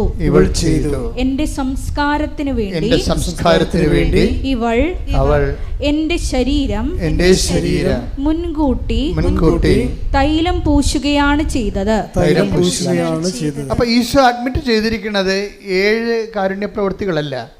എന്താണ്? ഓരോരുത്തർക്കും ഇവിടെ 700 കോടി മനുഷ്യരുണ്ടെങ്കിൽ 700 കോടി മനുഷ്യർക്കുള്ള 700 കോടി സാധ്യതകളുണ്ട്. നിങ്ങൾക്ക് ചെയ്യാം. ഇപ്പോൾ ആ മോളെന്ത് ചെയ്യുന്നതിനെ പറഞ്ഞ അശ്വതി എന്താ പറഞ്ഞത്? എനിക്ക് ജർമ്മൻ പഠിപ്പിക്കുന്നതാണ് എൻ്റെ ഒരു സാധ്യത. അതുകൊണ്ട് ഞാൻ എൻ്റെ കൂട്ടുകാരെ വിളിച്ചിരുത്തിയിട്ട് അവർക്ക് ജർമ്മൻ B1 പഠിപ്പിച്ചു കൊടുക്കും. നമ്മൾ B2 പാസ്സായതാണ്. അപ്പോൾ അതുകൊണ്ട് B1 പഠിപ്പിച്ചു കൊടുക്കും. ഉടമ്പടിയിൽ എന്തുമാത്രം നന്മ പ്രവർത്തികളാണ് നടക്കുന്നത്. കഴിഞ്ഞ ദിവസങ്ങളിലേ ജുബിൻ എന്നും പറഞ്ഞ സാക്ഷിയുണ്ട്. എൻജിനീയറിംഗ് സ്റ്റുഡൻ്റാണ്. 4 സപ്ലി ഉണ്ടായിരുന്നു കക്ഷിക്ക് ഉടമ്പടി എടുക്കുമ്പോൾ. അപ്പോൾ ഉടമ്പടി എടുത്തു കഴിഞ്ഞപ്പോൾ പുള്ളി അത് 7 സപ്ലി ആയിട്ട് കൂടി. അപ്പോൾ ജുബിൻ പറഞ്ഞേ അത് ഞാൻ മൈൻഡ് ചെയ്യില്ല. എന്താണ്? ഇപ്പം മാതാവിൻ്റെ കൂടെ ഉണ്ടല്ലോ. അപ്പോൾ ഉടമ്പടി എടുക്കുമ്പോൾ ഒരാളിനുണ്ടാണ് ചിലപ്പോൾ ഫസ്റ്റിൽ വണ്ടി ഒന്ന് അല്പം പുറകോട്ട് പോകും. മനസ്സിലായില്ലേ? എപ്പോഴും ശ്രദ്ധിച്ചേക്കണം. പക്ഷേ അത് നല്ല ജ്ഞാനമുള്ളത് കാരണം ഇവന് നല്ലൊരു ജ്ഞാനമുണ്ട്. അവൻ്റെ പഠിപ്പിനത്തെ ജ്ഞാനമുണ്ട്. അതുകൊണ്ട് എനിക്ക് കുഴപ്പമില്ല. അമ്മ ഉണ്ടല്ലോ കൂടെ. ഇപ്പം സപ്ലി കൂടിയേ 3 സപ്ലി കൂടി. പരീക്ഷയുടെ അരിയർ വന്ന് കൊടിശിക വന്ന് തോറ്റു. 7 നേരത്തെ 4 തോറ്റുള്ളൂ, ഇപ്പോൾ 7 തോറ്റു. പക്ഷെ അതുകൊണ്ട് അവന് പ്രശ്നമില്ല. പല ആൾക്കാർക്കും പ്രശ്നം ഇതാണ്, അയ്യോ ഞാൻ ഉടമ്പടി എടുത്തല്ലോ എന്നിട്ടിപ്പോൾ മുമ്പത്തൊക്കെ കടമായല്ല, മുമ്പത്തൊക്കെ പ്രശ്നമായല്ല എന്നല്ല. അങ്ങനെയല്ല. ഉടമ്പടി എടുത്തപ്പോൾ എന്താ ഉള്ളത്? അവൻ പറഞ്ഞ കറക്റ്റാണ് കാര്യം. ഇപ്പോൾ അമ്മ എൻ്റെ കൂടെ ഉണ്ടല്ലോ ഒന്ന്. അപ്പം ദൈവം എപ്പോഴും ശ്രദ്ധിക്കേണ്ടത് ഉടമ്പടിയുടെ ബേസിക്കായിട്ടുള്ള സംഭവം എന്താണ്? പ്രസൻസ് തന്നെയാണ്, ഒരു സംശയമില്ല. ഉടമ്പടിയുടെ ബേസിക്ക് ഇത് നമ്മൾ ഒറ്റയില്ല. കാര്യം മനുഷ്യൻ്റെ വിഷയം ആദ്യകാലം പോലെ അങ്ങനെയല്ലേ? ആദ്യകാലം പോലെ ഇപ്പം പുരുഷനെ സൃഷ്ടിച്ചപ്പോൾ ദൈവം എന്താ പറയണത്? മനുഷ്യന് ഏകനായിരിക്കണത് അതൊരു നല്ല കാര്യമല്ലേ? കാര്യം ചിലപ്പോൾ അവന് നിരാശ കൊണ്ട് തന്നെ ചിലപ്പോൾ ആത്മഹത്യ ചെയ്ത് വരും. കാര്യം മനുഷ്യൻ്റെ ഒരു വിഷയം മനുഷ്യൻ്റെ ഒരു ക്രീച്ചർ ലെവലിൽ അങ്ങനെ ഏകസ്ഥമായിട്ട് അങ്ങനെ തുടരാൻ പാടാണ്. അതിനെന്ത് ചെയ്യും? അതിന് മനുഷ്യൻ 2 കാര്യം ചെയ്യും. ചില ആൾക്കാർ ചേർന്ന ഇണയെ മനുഷ്യമായിട്ട് തന്നെ കണ്ടെത്തും. ഭൂരിപക്ഷം പേര് അങ്ങനെ ചെയ്യും. ഞങ്ങളെപ്പോഴുള്ളവർ ദൈവസേവ ശുശ്രൂഷയായിട്ട് ദൈവ സാന്നിധ്യം കണ്ടെത്തും. പക്ഷെ നിങ്ങൾക്കറിയാം, ഞങ്ങൾ ജയിക്കണ പാടിൽ നിങ്ങൾ ചിലപ്പോൾ തോറ്റു പോകണമെന്നല്ല ഞാൻ പറയണത്. അതായത് നിങ്ങളെ ഒരു ഇണയെ തിരഞ്ഞെടുത്തെന്ന് വിചാരിച്ചോ, ഈ ഇണയെ തിരഞ്ഞെടുത്തെന്ന് വിചാരിച്ചാലും ശരി, ഇണ ഉണ്ടെങ്കിലും ചില സമയത്ത് ഇണയില്ലാത്ത പോലെ നമുക്ക് ഫീൽ ചെയ്യും. ദൈവികതയിൽ അതില്ല. ഒരിക്കൽ തിരഞ്ഞെടുത്ത് കഴിഞ്ഞാൽ എന്നും കുന്നും നമുക്ക് ബോധം ഉണ്ടെങ്കിൽ നമുക്കിതിനെക്കുറിച്ച് സത്യസന്ധമായിട്ടാണ് നമ്മൾ ജീവിതം കമ്മിറ്റ് ചെയ്തിരിക്കണമെന്നുണ്ടെങ്കിൽ ഈ സാന്നിധ്യത്തിന് ഗ്യാരണ്ടീഡാണ്. പക്ഷെ വിവാഹത്തിലുള്ള സാന്നിധ്യം ഗ്യാരണ്ടീഡ് അല്ല ശരിക്കും പറഞ്ഞാൽ. അതുകൊണ്ട് നല്ല ശരിക്കും റിസ്ക് ഇല്ലെങ്കിൽ വിവാഹ ജീവിതം ആധ്യാത്മിക ജീവിതത്തേക്കാൾ പാടായിട്ട് വരും. ഇപ്പം ഇന്നലെ ഒരു ചേച്ചി എന്നോട് പറഞ്ഞ്, അച്ഛാ എൻ്റെ ജീവിത പങ്കാളി മറ്റു സ്ത്രീകളുമായിട്ട് ബന്ധമുണ്ട്, അവിശ്വസ്തതയാണെന്ന് പറഞ്ഞു. അതാണ് അവർ ഉദ്ദേശിക്കുന്നത്. ജീവിത പങ്കാളി കല്യാണം കഴിച്ചതാണ്, അപ്പോൾ എന്നാലും ആ ചേട്ടൻ മറ്റു സ്ത്രീകളുമായിട്ട് ബന്ധമുണ്ടെന്ന് പറഞ്ഞു. അപ്പോൾ ഞാൻ ചേച്ചിയോട് പറഞ്ഞ്, ചേച്ചിക്ക് എത്ര വയസ്സുണ്ടെന്ന് ചോദിച്ചു. അപ്പോൾ പറഞ്ഞു 43. ഞാൻ പറഞ്ഞ കണ്ടാൽ 63 തോന്നുന്നില്ല എന്ന് പറഞ്ഞു. അതെന്താ കാര്യം, എന്താ അങ്ങനെ പറഞ്ഞത്? ശരിയാണ്. ഞാൻ പോയി ഒന്നുമില്ലെങ്കിൽ നിങ്ങൾ പോയി ഡൈയെങ്കിലും ചെയ്യാൻ പറഞ്ഞു. എന്ന് വെച്ചാൽ അവരൊരു അമ്മാമ്മ പരുവത്തിലിരിക്കുകയും അവർക്ക് അതിൻ്റെ ആവശ്യമില്ലേ, മര്യാദയ്ക്ക് ജീവിക്കാവേ. നമ്മൾ ശ്രദ്ധിക്കണം അല്ലേ? നമ്മുടെ പുരുഷൻ അല്ലെങ്കിൽ നമ്മുടെ സ്ത്രീ മറ്റൊരു ജീവിത പങ്കാളി തേറിപ്പോകുന്നത് എന്തുകൊണ്ടാണ്? പോകാതിരിക്കാനുള്ള പ്രാഥമിക നടപടി ആരാ ചെയ്യേണ്ടത്? നമ്മളാ ചെയ്യേണ്ടത്. നിങ്ങളുടെ വീടിൻ്റെ വാതിക്ക് താക്കോൽ പോയിട്ട് കൃപാസന വാതിക്കോ നോക്കിയാൽ താക്കോൽ കിട്ടുക. അതാണ് പ്രശ്നം. നിങ്ങൾ ചെയ്യാനുള്ള സംഭവം ഞാൻ ഇവിടെ ചേച്ചിയോട് പച്ചമ നടത്തി പറഞ്ഞ്, എൻ്റെ സ്വഭാവം നിങ്ങൾക്ക് അറിയാവില്ല. അപ്പോൾ അവിടെ തന്നെ കാര്യങ്ങൾ പറയും. ദൈവികമായ കാര്യങ്ങളാണ് ദൈവികമായിട്ട് സംസാരിക്കും, മാനുഷികമായ കാര്യങ്ങളാണെങ്കിൽ മാനുഷികമായിട്ട് സംസാരിക്കും. ഇപ്പോൾ പണ്ട് ഞങ്ങൾ അപ്പോൾ ഉടനെ ചേച്ചി കാര്യം മനസ്സിലായി. നിങ്ങൾ ചില ചേച്ചിമാരുടെ ഒരു പ്രശ്നത്തിൽ വന്നത്, ഇനിയിപ്പോൾ എന്നാ നോക്കാനാണ്, കെട്ടി കഴിഞ്ഞത് പറയുകയും ചെയ്ത്, ഇനിയിപ്പോൾ ആരാ ബോധിപ്പിക്കാനാണ്? അപ്പോൾ ഇത്രയും നാൾ നിങ്ങൾ ബോധിപ്പിച്ചുകൊണ്ടിരിക്കുന്നത് കെട്ടാൻ പോണവനെ ബോധിപ്പിക്കാൻ പോകുകയല്ല ഞാൻ. പക്ഷേ ഇനിയാണ് ബോധിപ്പിക്കൽ കൂടുതൽ വേണ്ടി വരണത്. വിവാഹ ജീവിതത്തിലുള്ള റിസ്ക് അതാണ്. ഈ കെട്ടിയവളെയും കെട്ടിയവനെയും മരണം വരെ ബോധിപ്പിക്കേണ്ടി വരും. അതുകൊണ്ട് വൃത്തിമനോട് ജീവിക്കണം, ബോഡി കറക്റ്റ് ചെയ്ത് ജീവിക്കണം. അതുപോലെ തന്നെ ഈ വിവാഹ ബന്ധത്തിൽ തന്നെ ശാരീരിക ബന്ധമുണ്ട്. അതിൻ്റെ പ്രധാനപ്പെട്ട ഒരു ലക്ഷ്യം തന്നെ അതാണ്. ലക്ഷ്യങ്ങളിൽ ഒന്ന് അതാണ്. അപ്പോൾ അത് നമ്മൾ ശ്രദ്ധിക്കണം. നമ്മുടെ ബോഡി കറക്റ്റായി നിൽക്കുക, അത് ഭംഗിയായിട്ടിരിക്കുക, ഷെയ്പ്പായിട്ടിരിക്കുക. ഇതൊക്കെയെല്ലാം ദൈവം നമുക്ക് തന്ന വാഗ്ദാനത്തിൻ്റെ ഭാഗമായിട്ട് നമ്മൾ ഏറ്റെടുത്തിട്ട് കടമയുടെ ഭാഗമാണ്. നമുക്ക് എടുത്ത കടമയുടെ ഭാഗമാണ്. ഞാൻ എന്താ പറഞ്ഞതെന്ന് ചോദിച്ചു കഴിഞ്ഞാൽ, ഇങ്ങനെയുള്ള ഓരോ വിഷയങ്ങൾ ജീവിതത്തിൽ വരുമ്പോൾ ആദ്യം നമ്മൾക്ക് ചെയ്യാനുള്ള കാര്യങ്ങൾ നമ്മൾ ചെയ്യണം. എന്നിട്ടാണ് ദൈവതിരുസന്നിധിയിൽ ഈ വിഷയം അവലാദ്യമായിട്ട് വെക്കേണ്ടത്. നമ്മൾ ചെയ്യേണ്ടതിനെ കൊന്ന നമ്മൾ ജീവിതത്തിൽ നമ്മൾ ഇനിയിപ്പോൾ 2 പിള്ളേരായിപ്പോയി, ഇപ്പം എന്നാ നോക്കാനാ, ആരെ ബോധിപ്പിക്കാനാണെന്ന്. ജീവിതകാലം മൊത്തം ബോധിപ്പിക്കലല്ലേ? ബോധിപ്പിക്കാതെ എങ്ങനെ ജീവിക്കും? പഞ്ചായത്തുകാരെ ബോധിപ്പിക്കാതെ നിങ്ങളുടെ വീട്ടിൽ നിങ്ങൾക്ക് താമസിക്കാൻ പറ്റുമോ? നിങ്ങളൊന്ന് വീടിൻ്റെ ഒരു ഇറക്കവും എടുത്തു നോക്കിയേ. പഞ്ചായത്തുകാർ അപ്പോൾ ഒന്നും പറയും ബോധിപ്പിക്കാൻ ജീവിക്കാം. പച്ച വെള്ളം വേണമെന്നുണ്ടെങ്കിൽ വാട്ടർ അതോറിറ്റിയെ ബോധിപ്പിക്കാൻ ജീവിക്കാൻ പറ്റുമോ? ഇല്ല. എല്ലാം ബോധിപ്പിച്ചേ ജീവിക്കാൻ പറ്റത്തുള്ളൂ. അപ്പോൾ നമ്മുടെ ജീവിതകാലം മുഴുവൻ മനുഷ്യനെയും ദൈവത്തെയും ബോധിപ്പിച്ച് മാത്രമേ ഈ പച്ചയായിട്ടുള്ള ജീവിത യാഥാർത്ഥ്യങ്ങളെ ഓവർടേക്ക് ചെയ്തിട്ട് കാര്യമില്ല. അതിനെ ഫേസ് ചെയ്യാണ് വേണ്ടത് ബുദ്ധിപൂർവമായിട്ട്. ശ്രുതിക്കട്ടെ ഹല്ലേലൂയ.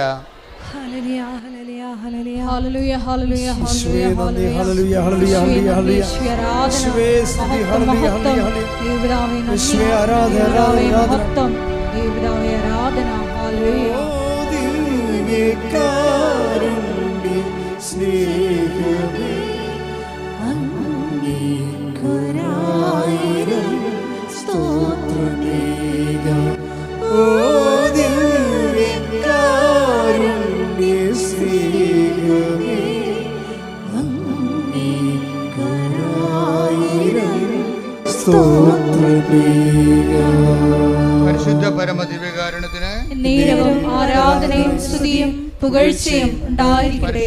പരമദിവ്യകാരുണ്യത്തിന് നേരവും ആരാധനയും സ്തുതിയും പുകഴ്ചയും ഉണ്ടായിരിക്കട്ടെ. അപ്പോൾ എന്താ പ്രശ്നം വെച്ച് കഴിഞ്ഞാൽ, ഈ ആധ്യാത്മികത നേരത്തെ പറഞ്ഞ പോലെ തന്നെ ഈ ചില മനുഷ്യർ ആധ്യാത്മികത സ്വീകരിക്കാൻ ഇത്തിരി താമസിക്കും. അപ്പോൾ അവരോട് നിങ്ങൾ ഓർക്കും, ജോസഫ് എന്താ ഇങ്ങനെ ജഡികമായിട്ട് സംസാരിക്കണമെന്ന് ചോദിക്കും. ചിലങ്ങനെ മനസ്സിൽ വിചാരിക്കുമെന്നുണ്ടാകും, ഇങ്ങനെയാണോ ഇതിൻ്റെ ഉത്തരം? ഇതിങ്ങനെ തന്നെയാണ് എൻ്റെ ഉത്തരം. എന്താ പ്രശ്നം വെച്ച് കഴിഞ്ഞാൽ, മനുഷ്യന്മാർ പലരും ഈ ക്രിസ്തുവിനെ സ്വീകരിക്കുന്നതിൻ്റെ കാര്യത്തിൽ ഡിഗ്രീസ് ഓഫ് വേരിയേഷൻസ് ഒത്തിരി ഉണ്ട്. എല്ലാവരും ഒരേ രീതിയിലല്ല. ഇപ്പം നല്ലവണ്ണം ക്രിസ്തുവിനെ സ്വീകരിച്ചവരാണെങ്കിൽ അവർക്ക് പിന്നെ ഈ പ്രശ്നമില്ലല്ലോ, അവർ വേറെ ജീവിത പങ്കാളിത്തത്തിലേക്ക് പോകത്തില്ലല്ലോ, ഇല്ലേ? നല്ലവണ്ണം ക്രിസ്തുവിനെ സ്വീകരിച്ചവരാണെങ്കിൽ പോകത്തില്ല. ക്രിസ്തുവിനെ സ്വീകരിക്കാത്ത ഭർത്താക്കന്മാരില്ലേ, ഭാര്യമാരില്ലേ? ഉണ്ടല്ലോ. അതായത് ഇപ്പം വചനെടുത്ത് 1 കൊറിന്ത്യൻസ് 2:14 എടുത്ത് ശ്രുതികട്ടെ. ഹല്ലേലൂയ ഹല്ലേലൂയ ഹല്ലേലൂയ ഹല്ലേലൂയ. യേശുവേ നന്ദി, യേശുവേ സ്തുതി. ഹല്ലേലൂയ. യേശുവേ ആരാധന ആരാധന ആരാധന. 1 കൊരിന്തോസ് 2:14. 1 കൊരിന്തോസ് 2:14. ലൗകിക മനുഷ്യന് അതേ കിടക്കണം. എന്താണ് സംഭവം? ലൗകിക ഒന്ന് പറഞ്ഞേ. ലൗകിക മനുഷ്യന് ദൈവാത്മാവിന്റെ ദാനങ്ങൾ ഭോഷത്വമാകയാൽ വേറെ ചെടുത്തിമാരെ തിരക്കി പോണ ആ മനുഷ്യനോട് ഉടമ്പടിയെ കുറിച്ച് പറഞ്ഞാൽ ഏക്കുക. എന്താ? അയാൾ ലൗകിക മനുഷ്യനാണ്. അയാൾ ചിലപ്പോൾ കത്തോലിക്കനാകാം, പക്ഷേ അയാൾ ലൗകിക മനുഷ്യനാണ്. കാര്യം എന്താണ്?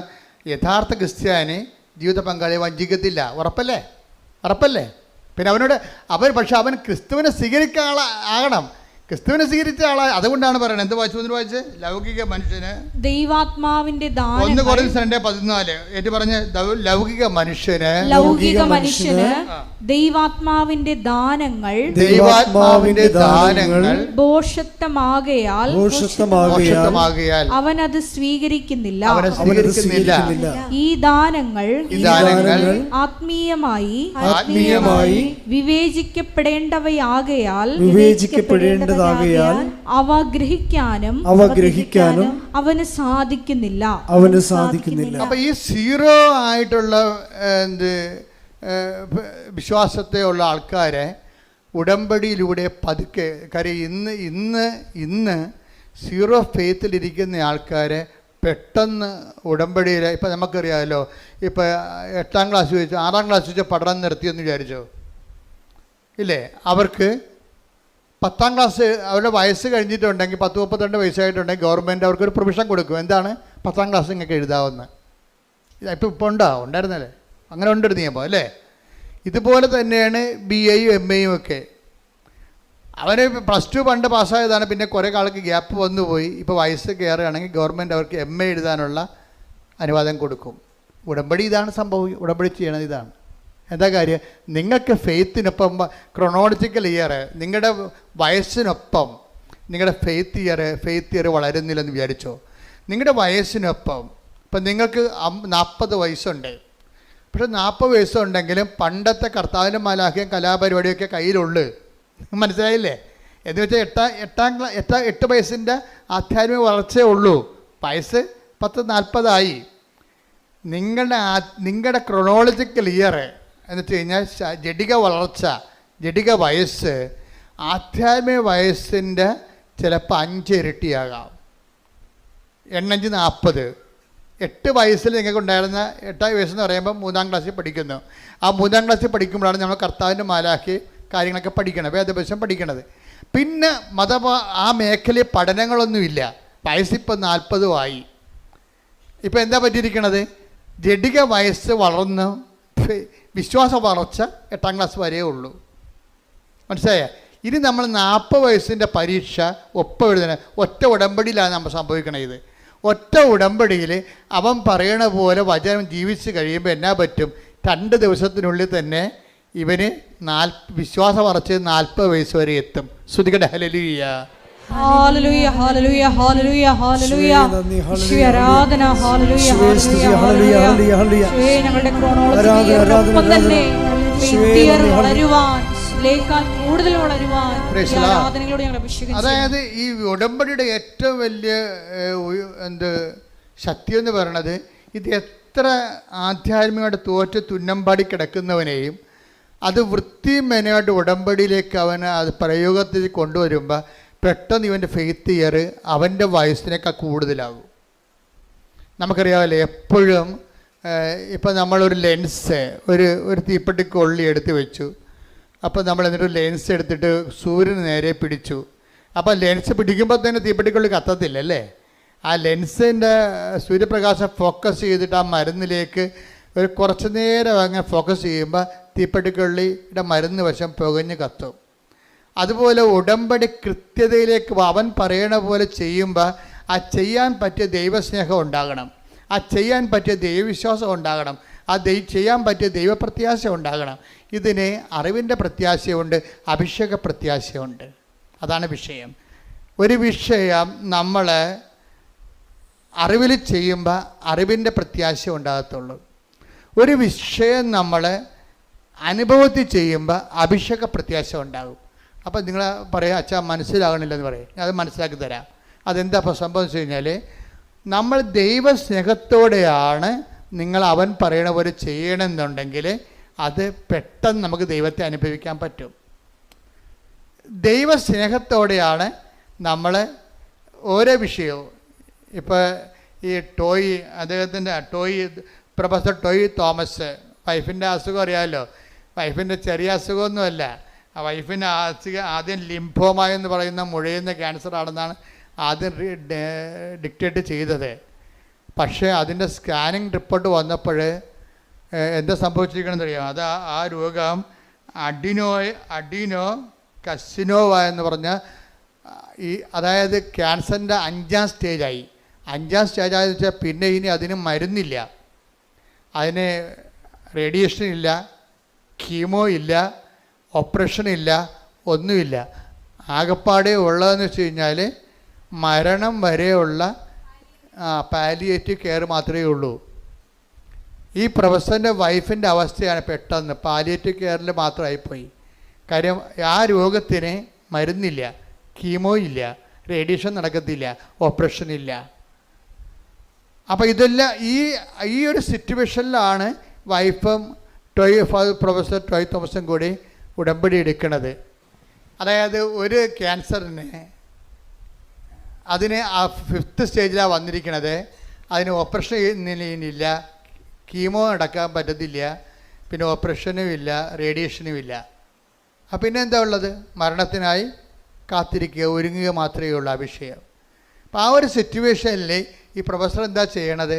പ്രൊഫസർ പറയണത്, ഞാൻ ഈ പത്രം ഓരോ വീട്ടിലും കൊണ്ടുപോയിട്ട് കർത്താവിനെക്കുറിച്ചും ഞങ്ങളുടെ അനുഭവത്തെക്കുറിച്ചും അവരോട് സംസാരിക്കുമെന്നാണ്. ഇത് ആദ്യം തുടങ്ങിയ പരിപാടിയാണ്, വെറുതെ കൊണ്ടേ കൊടുക്കുകയല്ല. ഈ അറിവിൻ്റെ പ്രത്യാശയും അഭിഷേകത്തിൻ്റെ പ്രത്യാശയും തമ്മിൽ വ്യത്യാസമുണ്ട്. കാര്യം എന്നിട്ട് ഇവർ പറയുന്നത്, അതായത് ഇതിൽ നിന്ന് രക്ഷപ്പെടാൻ കഴിയുമെന്ന് വൈഫിന് പ്രത്യാശ ലഭിച്ചു. ഇവർക്ക് രണ്ടുപേർക്കും പ്രത്യാശ ലഭിക്കുന്നുണ്ട്. നമ്മളെപ്പോഴും പ്രത്യാശ എന്ന് പറയുമ്പോൾ ഉടനെ നമ്മൾ ഉദ്ദേശിക്കുന്നത് ഒരു അറിവിൻ്റെ പ്രത്യാശയുണ്ട്, അഭിഷേകത്തിൻ്റെ പ്രത്യാശയുണ്ട്. അറിവിൻ്റെ പ്രത്യാശ ഉണ്ടെങ്കിലും നമ്മുടെ ഉള്ളിൽ ഒരു നിരാശ ഉണ്ടാകും. മനസ്സിലായില്ലേ? അറിവ് മൂലം ഉണ്ടാകുന്ന പ്രത്യാശയും ഒരു ആത്മീയ പ്രത്യാശ അല്ലത്. അതൊരു സെക്യുലറായിട്ടുള്ള ഹോപ്പാണ്, അറിവിൽ നിന്ന് നമുക്കുണ്ടാകുന്ന ഹോപ്പാണ്. പക്ഷേ യഥാർത്ഥ ഹോപ്പ് അനോയിൻറ്റഡ് ഹോപ്പ് എന്ന് പറയും. എന്താണ്? റോമ 5:5 എടുത്ത്, പ്രത്യാശ നമ്മെ നിരാശരാക്കുന്നില്ല, കാരണം നമുക്ക് നൽകപ്പെട്ടിരിക്കുന്ന പരിശുദ്ധാത്മാവിലൂടെ ദൈവത്തിൻ്റെ സ്നേഹം നമ്മുടെ ഹൃദയങ്ങളിലേക്ക് ചൊരിയപ്പെട്ടിരിക്കുന്നു. അതാണ് പ്രശ്നം. ഇത് അറിവിൻ്റെ പ്രത്യാശ അല്ല. ഇത് വെച്ചുകൊണ്ട് പ്രത്യാശ എന്ന് പറഞ്ഞുകൊണ്ട് വാപിളിച്ചിട്ട് കാര്യമില്ല. ഇതെന്ന് പറയണത് പരിശുദ്ധാത്മാവിനാൽ നിറയുമ്പോൾ നമ്മൾ പ്രവർത്തിക്കുന്ന പരിശുദ്ധാത്മാവിനാൽ നമ്മിൽ പ്രവർത്തിക്കുന്ന പരിശുദ്ധാത്മാവിനാൽ ദൈവത്തിന്റെ സ്നേഹമെന്തെന്ന് നമ്മൾ അറിയുന്നു. ഇതാണ് ഞാൻ നിങ്ങളോട് പറഞ്ഞത്. അതായത് സാധാരണ കേവലമായ അറിവിലൂടെ ഒരു പ്രത്യാശ ഉണ്ടാകും, അത് ബുദ്ധിപരമായ ഒരു പ്രത്യാശയാണ്. പക്ഷേ ദൈവദാനമായ പ്രത്യാശ എന്ന് പറയുന്ന പുള്ളി അതിൽ പരിശുദ്ധാത്മാവിൻ്റെ കണ്ടൻറ്റ് വൈസ് റിച്ചായിരിക്കും. അതുകൊണ്ടാണ് നമുക്ക് നിരാശ തോന്നാത്തത്. പല പ്രത്യാശ, ഇപ്പോൾ ഒരു കല്യാണം വിട്ടുപോകുമ്പോൾ അമ്മ പറയും, സാരമില്ല, അവൻ പോയാൽ വേറെ തന്നെ അതിനേക്കാളും നല്ല ദൈവം തരും. ശരിയാണ് മമ്മി എന്ന് പറയും. അതെന്താണ്? എന്നാലും നല്ലതായിരുന്നു, അവന് PR ഉണ്ടായിരുന്നു. മനസ്സിലായില്ലേ? ഇതാണ് അലങ്കോല പ്രത്യാശ എന്ന് പറയുന്നത്. ഇപ്പോൾ ഒരു കല്യാണം സെറ്റായി, പക്ഷെ അത് വിട്ടുപോയപ്പോൾ ഇവക്ക് ഇത്രയും നാൾ അവർ ബോണൊക്കെ വിളിച്ചായിരുന്നു, ഭയങ്കര വർത്തമാനമൊക്കെ ആയിരുന്നു, ഇപ്പം കെട്ടിയതുപോലെയാണ് അവർ പോയത്. പക്ഷേ സംഗതി പൊളിഞ്ഞു പോയപ്പോൾ പിന്നെ ഇവക്ക് ഭക്ഷണവും വേണ്ട, ഉറക്കവും ഇല്ല, അവൾക്ക് ഭ്രാന്തിയെപ്പോലെ അവിടെ ഇരിക്കുകയാണ്. അപ്പം മമ്മി വന്ന് അവളോട് പറയാണ്, എടി ഇതിപ്പോൾ അവൻ പോട്ടെ, അവന് വേറെ വല്ല കേസൊക്കെ ഉണ്ടാകും, ദൈവം അത് നമ്മുടെ കണ്ണിൽ കൊള്ളാനുള്ള പുരുകത്തിലാക്കി തന്നതാണെന്നൊക്കെ പറഞ്ഞ് മമ്മിയുടെ കാറ്റഗറിസ് അടിച്ച് അവളെ ഏൽപ്പിച്ച് ഇതിനേക്കാൾ നല്ലത് നമുക്ക് വരും, അതല്ലേ ദൈവം ഇത് മാറ്റിയതെന്നൊക്കെ. ഇതൊക്കെ മാനുഷികമായിട്ട് പറഞ്ഞ് പറ്റിക്കാവുന്നല്ല, വലിയ കഥയൊന്നുമില്ല. അത് തൽക്കാലത്തേക്കുള്ള സുഖം കൊടുക്കുന്നേ ഉള്ളൂ. ഇതിന് അറിവിൻ്റെ പ്രത്യാശ എന്ന് പറയും. അപ്പോൾ ഇവൾ പറയും, ആ ശരി മമ്മി, ഇനി ഞാൻ വിഷമിക്കത്തില്ല, ഞാൻ ഭക്ഷണം കഴിച്ചോളാം എന്ന് പറഞ്ഞാലും അവൾ ഭക്ഷണം കഴിക്കും. പക്ഷേ എന്ത് പറ്റും? അവൾ ഭക്ഷണം കഴിക്കും, പക്ഷേ എന്ത് പറ്റും? നിരാശ അവളുടെ ഉള്ളിൽ. ഇപ്പോൾ നല്ലതായിരുന്നത്, അതിന് നല്ല അതിന് PR കിട്ടുമായിരുന്നു, ഇനി വലിയ കുഴപ്പമൊന്നുമില്ല, ഇനി ഏത് കാലമാടനാണോ വരാൻ പോണത് എന്നൊക്കെ ഓർത്തിട്ട് അവൾക്ക് ഭയങ്കര സംഘർഷം ഉണ്ടാകും. ഇങ്ങനെ ഈ ഒരു വിഷയത്തിനാണ് നമ്മളെ നിരാശ ഉണ്ടാകും, പ്രത്യാശ ഉണ്ടാകും, പക്ഷെ അതേസമയം തന്നെ നിരാശ തോന്നിക്കുകയും ചെയ്യും. ഇവിടെ പരിശുദ്ധാത്മാവിന് പ്രത്യേകിച്ച് റോളൊന്നുമില്ല. അപ്പുറത്തെ കാര്യം എന്താണെന്ന്, ഇപ്പം ഇവർ ഈ മമ്മി പറഞ്ഞിട്ടുണ്ടായിരിക്കുന്ന പ്രത്യാശ മാനുഷികമായ അറിവിൻ്റെ പ്രത്യാശയാണ്. പക്ഷെ നമുക്ക് വേണ്ടത് എന്താണ്? അഭിഷേകത്തിൻ്റെ പ്രത്യാശയാണ്. അഭിഷേകത്തിൻ്റെ പ്രത്യാശ എങ്ങനെയാണ് വരണത്? ദൈവസ്നേഹത്തിൽ നിന്നാണ് ഉണ്ടാകണത്. നിങ്ങൾ പത്രം കൊടുത്തു എന്നും പറഞ്ഞുകൊണ്ട് നിങ്ങൾക്ക് ദൈവാനുഗ്രഹം കിട്ടണമെന്ന് നിർബന്ധമില്ല. കൊടുക്കണം എന്താണ്? ദൈവസ്നേഹത്തോടെ കൊടുക്കണം. പറഞ്ഞ മനസ്സിലായില്ലേ? കാര്യം ഇതിൻ്റെ എല്ലാം എപ്പോഴും നമ്മൾ ശ്രദ്ധിക്കേണ്ടത്, ഉടമ്പടിയുടെ ഓരോ കാര്യവും ശ്രദ്ധിക്കേണ്ടത് നിങ്ങൾ ചെയ്യുന്ന. ഇപ്പോൾ രോഗികളെ നിങ്ങളെ പോയി കാണുന്നു, അല്ലേ? രോഗികളെ പോയി കാണുന്നു. അതുപോലെ തന്നെ നിങ്ങൾ വസ്ത്രമില്ലാത്തവർക്ക് വസ്ത്രം കൊടുക്കുന്നു. അതുപോലെ തന്നെ നിങ്ങൾ പൈസ ഇല്ലാത്തവർക്ക് പൈസ കൊടുക്കുന്നു. ഇതൊക്കെ നിങ്ങൾക്ക് സാങ്കേതികമായിട്ടൊക്കെ ചെയ്യാൻ പറ്റും, ആരും ചെയ്യണതാണിത്. പക്ഷേ അതല്ല പ്രശ്നം. ഉടമ്പടിയിൽ അത് ചെയ്യുമ്പോൾ അത് ദൈവികമാകണമെന്നുണ്ടെങ്കിൽ ദൈവസ്നേഹത്തിലൂടെ ചെയ്യാൻ പറ്റത്തുള്ളൂ. ഈ ദൈവസ്നേഹത്തോടെ ചെയ്യുമ്പോഴാണ് ദൈവികമായ, ഇപ്പം നമ്മൾ ഫെയ്ത്ത് ഹോപ്പ് ആൻഡ് ചാരിറ്റിക്ക് ദൈവിക പുണ്യങ്ങളെന്നാണ് പറയണത്. അപ്പോൾ അതിനെ ദൈവിക പുണ്യമെന്ന് പറയാൻ കാര്യം എന്താണ്? ഈ സംഭവം തന്നെ ഓപ്പൺ മാർക്കറ്റിൽ കിട്ടും പുണ്യങ്ങൾ. നമ്മളതിനെ പുണ്യങ്ങളെന്നല്ലേ വിളിക്കുന്നത്. പ്രത്യാശയൊക്കെ മനുഷ്യന്മാർക്കുണ്ടല്ലോ, അത് കെട്ടിയെടുത്ത് ക്രിസ്ത്യാനി ആയിട്ടില്ലെങ്കിലും പ്രത്യാശ ആൾക്കാർക്കുണ്ടല്ലേ, മാനുഷികമായ പ്രത്യാശ ഉണ്ട്. എന്തുകൊണ്ടാണ് ഇതിനെ ദൈവിക പുണ്യങ്ങളെന്ന് വിളിക്കാൻ കാര്യം എന്താണ്? ദൈവദത്തമായ പുണ്യങ്ങളാണ്. അതായത് പരിശുദ്ധാത്മാവിന് ദാനമായിട്ട് ലഭിക്കുന്നത് കൊണ്ടാണ്. അതുകൊണ്ടാണ് പൗലോസ് 5:5 പറയണത്, പ്രത്യാശ നമ്മളെ നിരാശരാക്കുന്നില്ല. പറഞ്ഞേ, പ്രത്യാശ നമ്മെ നിരാശരാക്കുന്നില്ല. നമ്മൾ ചിന്തിയിരിക്കുന്ന പരിശുദ്ധാത്മാവിനാൽ, ദൈവത്തിന്റെ സ്നേഹമെന്തെന്ന് നമ്മൾ അറിയുന്നു. അപ്പോൾ പ്രത്യാശ നമ്മൾ അനുഭവിക്കുമ്പോഴും അടിസ്ഥാനപരമായിട്ട് നമ്മൾ അനുഭവിക്കുന്നത് എന്താണ്? ദൈവത്തിൻ്റെ സ്നേഹമാണ്. ഈ പ്രൊഫസർ ടോയ് തോമസിൻ്റെ വൈഫ്, അവർക്ക് അവർ പാലിയേറ്റീവ് കീമോയാണ് എടുത്തത്. വെച്ച് കഴിഞ്ഞാൽ അത് നല്ല മോർഫിനൊക്കെ അടിച്ചുള്ള ഒരു കീമോയാണ് ആ സംഭവം. അപ്പം അത് ഒരു മരവിപ്പ് തോന്നുന്നു, അത്രേ ഉള്ളൂ. രോഗം സുഖമാക്കുകയില്ല. രോഗത്തിൻ്റെ മരുന്നൊന്നും ഇല്ല, ആ രോഗത്തിന് മരുന്നില്ല, ഓപ്പറേഷൻ ഇല്ലെന്ന് പറഞ്ഞില്ല, റേഡിയേഷൻ ഇല്ല, കീമോയും ഇല്ല. പക്ഷേ ഇത് കഴിയുമ്പോൾ ഇവർക്ക് നല്ല പ്രത്യാശ കിട്ടും. ഇവർ പറയുന്ന വാക്കതാണ്, ഇങ്ങനെയൊക്കെ ഇത്രയും വലിയ ചികിത്സയാണെങ്കിലും എനിക്ക് നല്ല പ്രത്യാശ ഉണ്ടെന്ന്. ആ പ്രത്യാശ എന്ത് പ്രത്യാശയാണ്? പരിശുദ്ധാത്മാവിൻ്റെ പ്രത്യാശയാണ്, ദൈവികമായ പ്രത്യാശയാണ്. ഇവരെന്നോട് ചോദിക്കും, ഇവർ കണ്ണാടി നോക്കി ചോദിക്കണം, കർത്താവേ എൻ്റെ മുടി എന്താണ് കൊഴിയാത്തതെന്ന്. കീമോയൊക്കെ എടുക്കുന്നുണ്ട്, പക്ഷെ മുടി കൊഴിയണില്ല. കാര്യം നീ അഗ്നിയിലൂടെ നടക്കും, അഗ്നി നിന്നെ വിഴുങ്ങത്തില്ല. അഭിഷേക വിധി പ്രകാരമുള്ള പ്രത്യാശയാണ്. ഇത് ദൈവത്തിന് സാധിക്കുന്നത്, നമുക്ക് സാധിക്കുന്നത് ഉടമ്പടിയിലൂടെയാണ്. ദൈവികമായി ദാനം നമുക്ക് അവകാശമാക്കുന്നത് എങ്ങനെയാണ്? അവൻ പറയണത് പോലെ ചെയ്യുമ്പോഴല്ല, അവൻ പറയണത് പോലെ ദൈവസ്നേഹത്തോടെ ചെയ്യുമ്പോഴാണ്. കൈയടിച്ച് ശ്രദ്ധിക്കട്ടെ. ഹല്ലേലൂയ,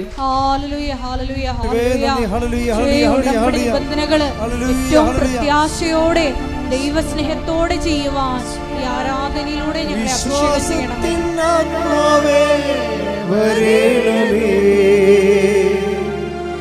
ആശ്വാസത്തിൻ ആത്മാവേ വരേണമേ. വിശ്വാസത്തിൻ ആത്മാവേ വരേണമേ. ആശ്വാസത്തിൻ ആത്മാവേ വരേണമേ.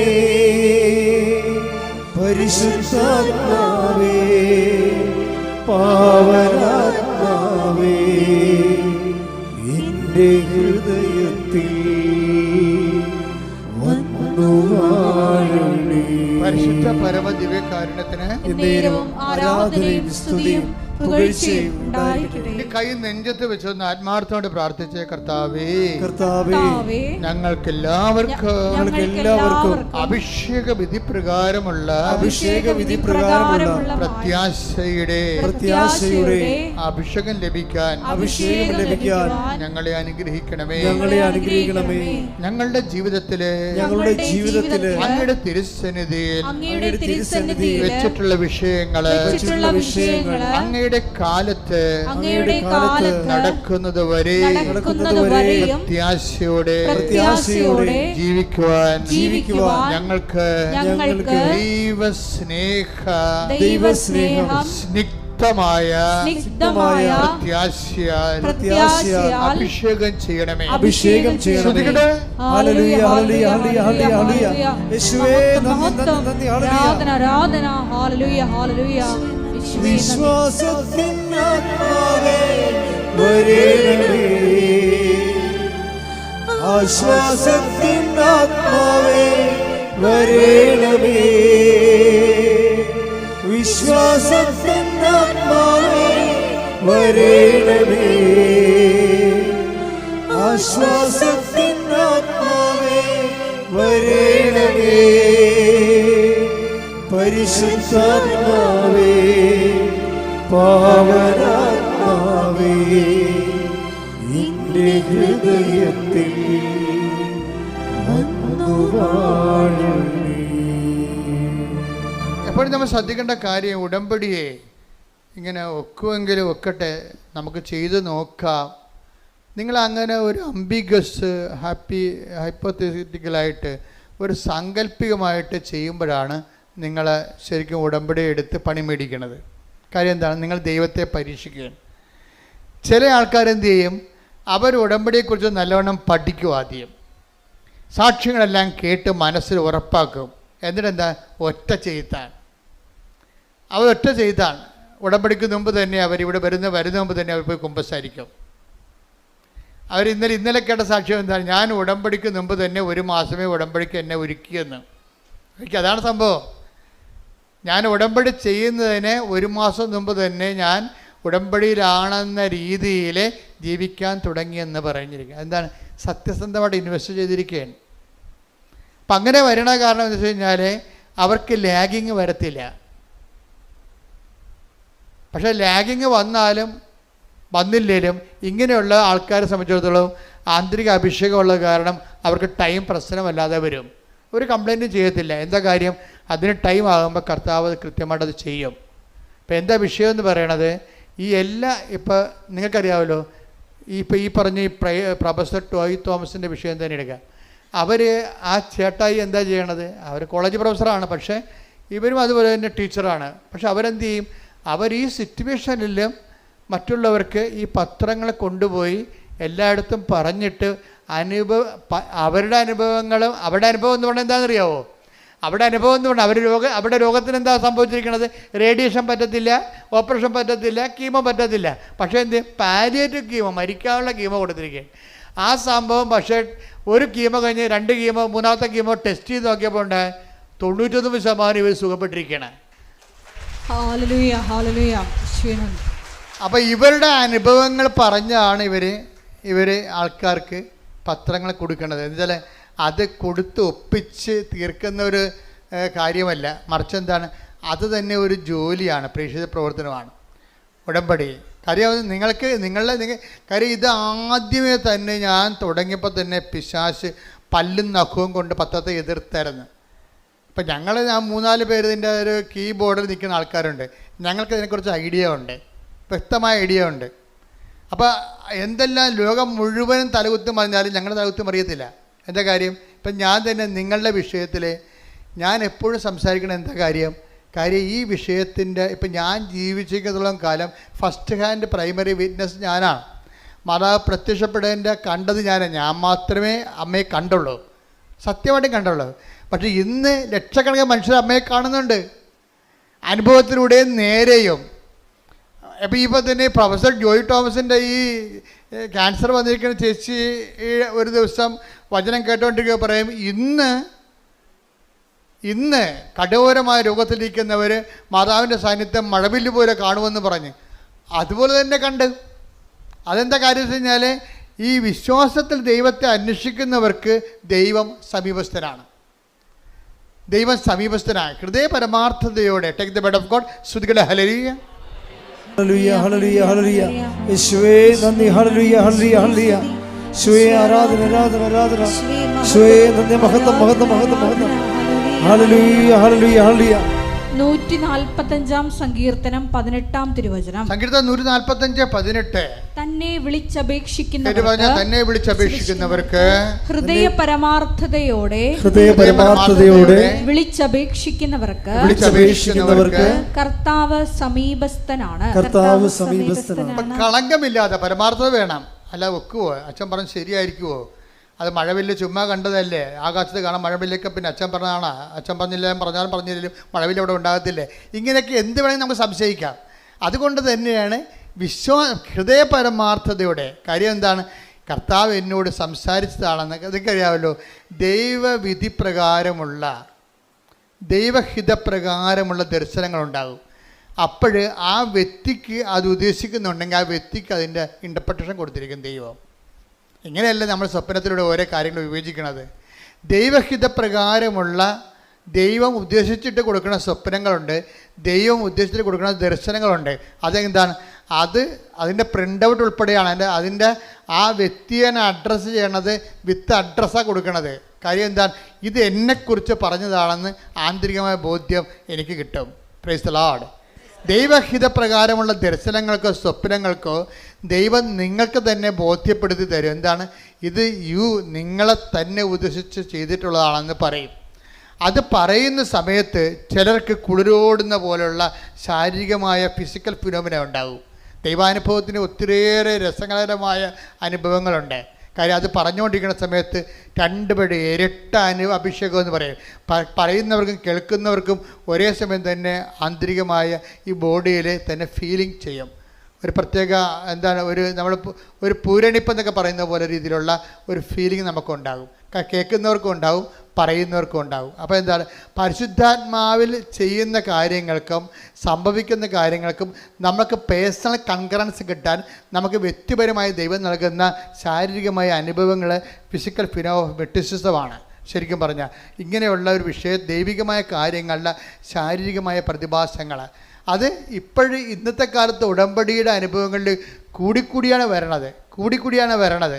അപ്പം അത് എല്ലാവർക്കും അതുകൊണ്ടാണ് സുഗന്ധാഭിഷേകം വരണത്, മഴവില്ല് വരണത്, അതുപോലെ തന്നെ മാതാവ് സ്വപ്നത്തിൽ വന്നു വിളിക്കണത്. കഴിഞ്ഞ ദിവസങ്ങളിൽ ഒരു സാക്ഷ്യം ഉണ്ടായെന്ന് വെച്ച് കഴിഞ്ഞാൽ ആ മനുഷ്യന് നമ്മുടെ അദ്ദേഹം പറയണത് ഇവിടെ ഇതിന് വാതിക്കലിരിക്കുന്ന മാതാവ് വന്ന് എന്നെ ഒരു സ്വർണത്തിൻ്റെ വടി കൊണ്ട് ഞാൻ അമ്മയോട് പറഞ്ഞായിരുന്നു, അമ്മ എൻ്റെ ജന്മത്തിൽ ഞാൻ 5:30 എഴുന്നേരം ചരിത്രമില്ല.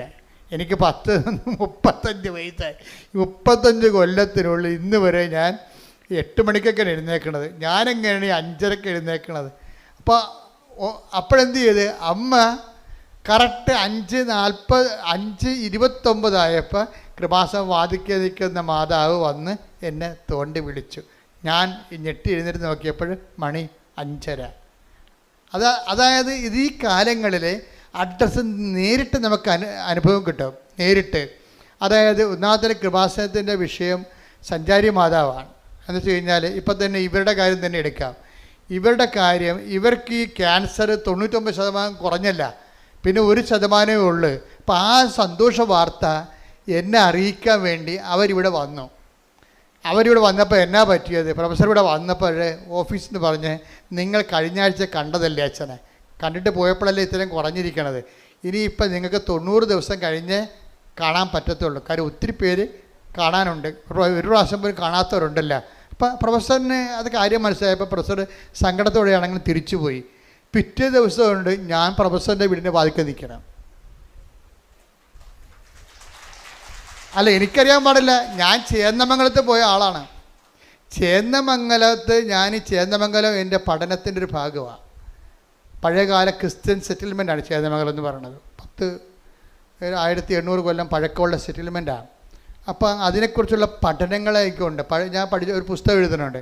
ആ പുസ്തകത്തിൻ്റെ ആവശ്യത്തിന് വേണ്ടി ഞാൻ ചേന്നമംഗലത്ത് യഹൂദ പള്ളി ചെന്ന് ആ പള്ളി ഒത്തിരി ഏടാകൂടങ്ങളിൽ പോയിട്ടാണ് പള്ളി എത്തിയപ്പോൾ പള്ളി അടച്ചിട്ടിരിക്കാൻ. പള്ളി അടച്ചിട്ടപ്പോൾ റോഡ് വക്കെ നിന്നിരിക്കുന്ന ഒരാളിനെ ഞാൻ വിളിച്ചിട്ട് ഞാൻ കാറിലേക്ക് വിളിച്ചപ്പോൾ അയ്യോ ജോസഫത്തല്ലേ, എന്താ ഇവിടെ എന്ന് ചോദിച്ചു. ഞങ്ങൾ ഇന്നലെ അച്ഛനെ കാണാമെന്നു. അപ്പോഴെന്ത്, അച്ഛാ ഞങ്ങൾ സാക്ഷ്യം പറയാൻ ഇരിക്കുകയാണ്, 1% കൂടിയേ എനിക്ക് ക്യാൻസർ ഉള്ളൂ, ബാക്കിയെല്ലാം അമ്മ ഏറ്റെടുത്ത്, അച്ഛാ ഒന്ന് പ്രാർത്ഥിക്കാൻ പറഞ്ഞു. അപ്പോൾ എന്താണ്, ഇവിടുന്ന് മടക്കി വിട്ട ആളെ അമ്മ എന്നെ അവിടെ വീട്ടിൽ കൊണ്ട് ആശീർവദിച്ചു. അപ്പോൾ എന്താ പ്രശ്നം എന്ന് വെച്ച് കഴിഞ്ഞാൽ, സഞ്ചാരി മാതാവ് ഇതാണ് സംഭവം. ഇക്കാലങ്ങളിൽ ഉടമ്പടിയുടെ വിഷയം എന്ന് പറയുന്നത് ജീവനോടെ അത് ഞാൻ പറഞ്ഞു, ഉടമ്പടി നിങ്ങൾ അതിൻ്റെ ഒഴുക്കത്തുനിന്ന് ഒഴുകിയാൽ മതി. മനസ്സിലായോ? ഉടമ്പടി തടസ്സമില്ലാതെ ഒന്ന് ഒഴുകിയാൽ മതി. അതിൻ്റെ ഫലം സ്വാഭാവികമായിട്ട് ഉണ്ടാകണമെന്നാണ്. നമുക്ക് റിസ്ക് ഇല്ല. എന്താ കാരണം, ഒരു കാര്യം നടന്നില്ലെങ്കിൽ ദൈവം അത് ഏറ്റെടുത്തിട്ടുണ്ടെങ്കിൽ ദൈവം നേരിട്ട് ആ വിഷയത്തിൽ തീരുമാനം ഉണ്ടാക്കും. അതാണ് ഉടമ്പടി. എന്താ കാര്യം, ഇത് മാതാവിൻ്റെ പ്രത്യക്ഷീകരണത്തിൻ്റെ സ്ഥിരീകരണത്തിൻ്റെ വിഷയമായത് കാരണം നമ്മളെ അനുഗ്രഹിക്കുക, സാക്ഷികളാക്കി മാറ്റുക ആരുടെ ആവശ്യമാണ്? നമ്മുടെ ആവശ്യം പോലെ തന്നെ ദൈവത്തിൻ്റെ ആവശ്യമാണ്. അതുകൊണ്ടാണ് ഇത് സ്പീഡാകുന്നതിൻ്റെ കാര്യം.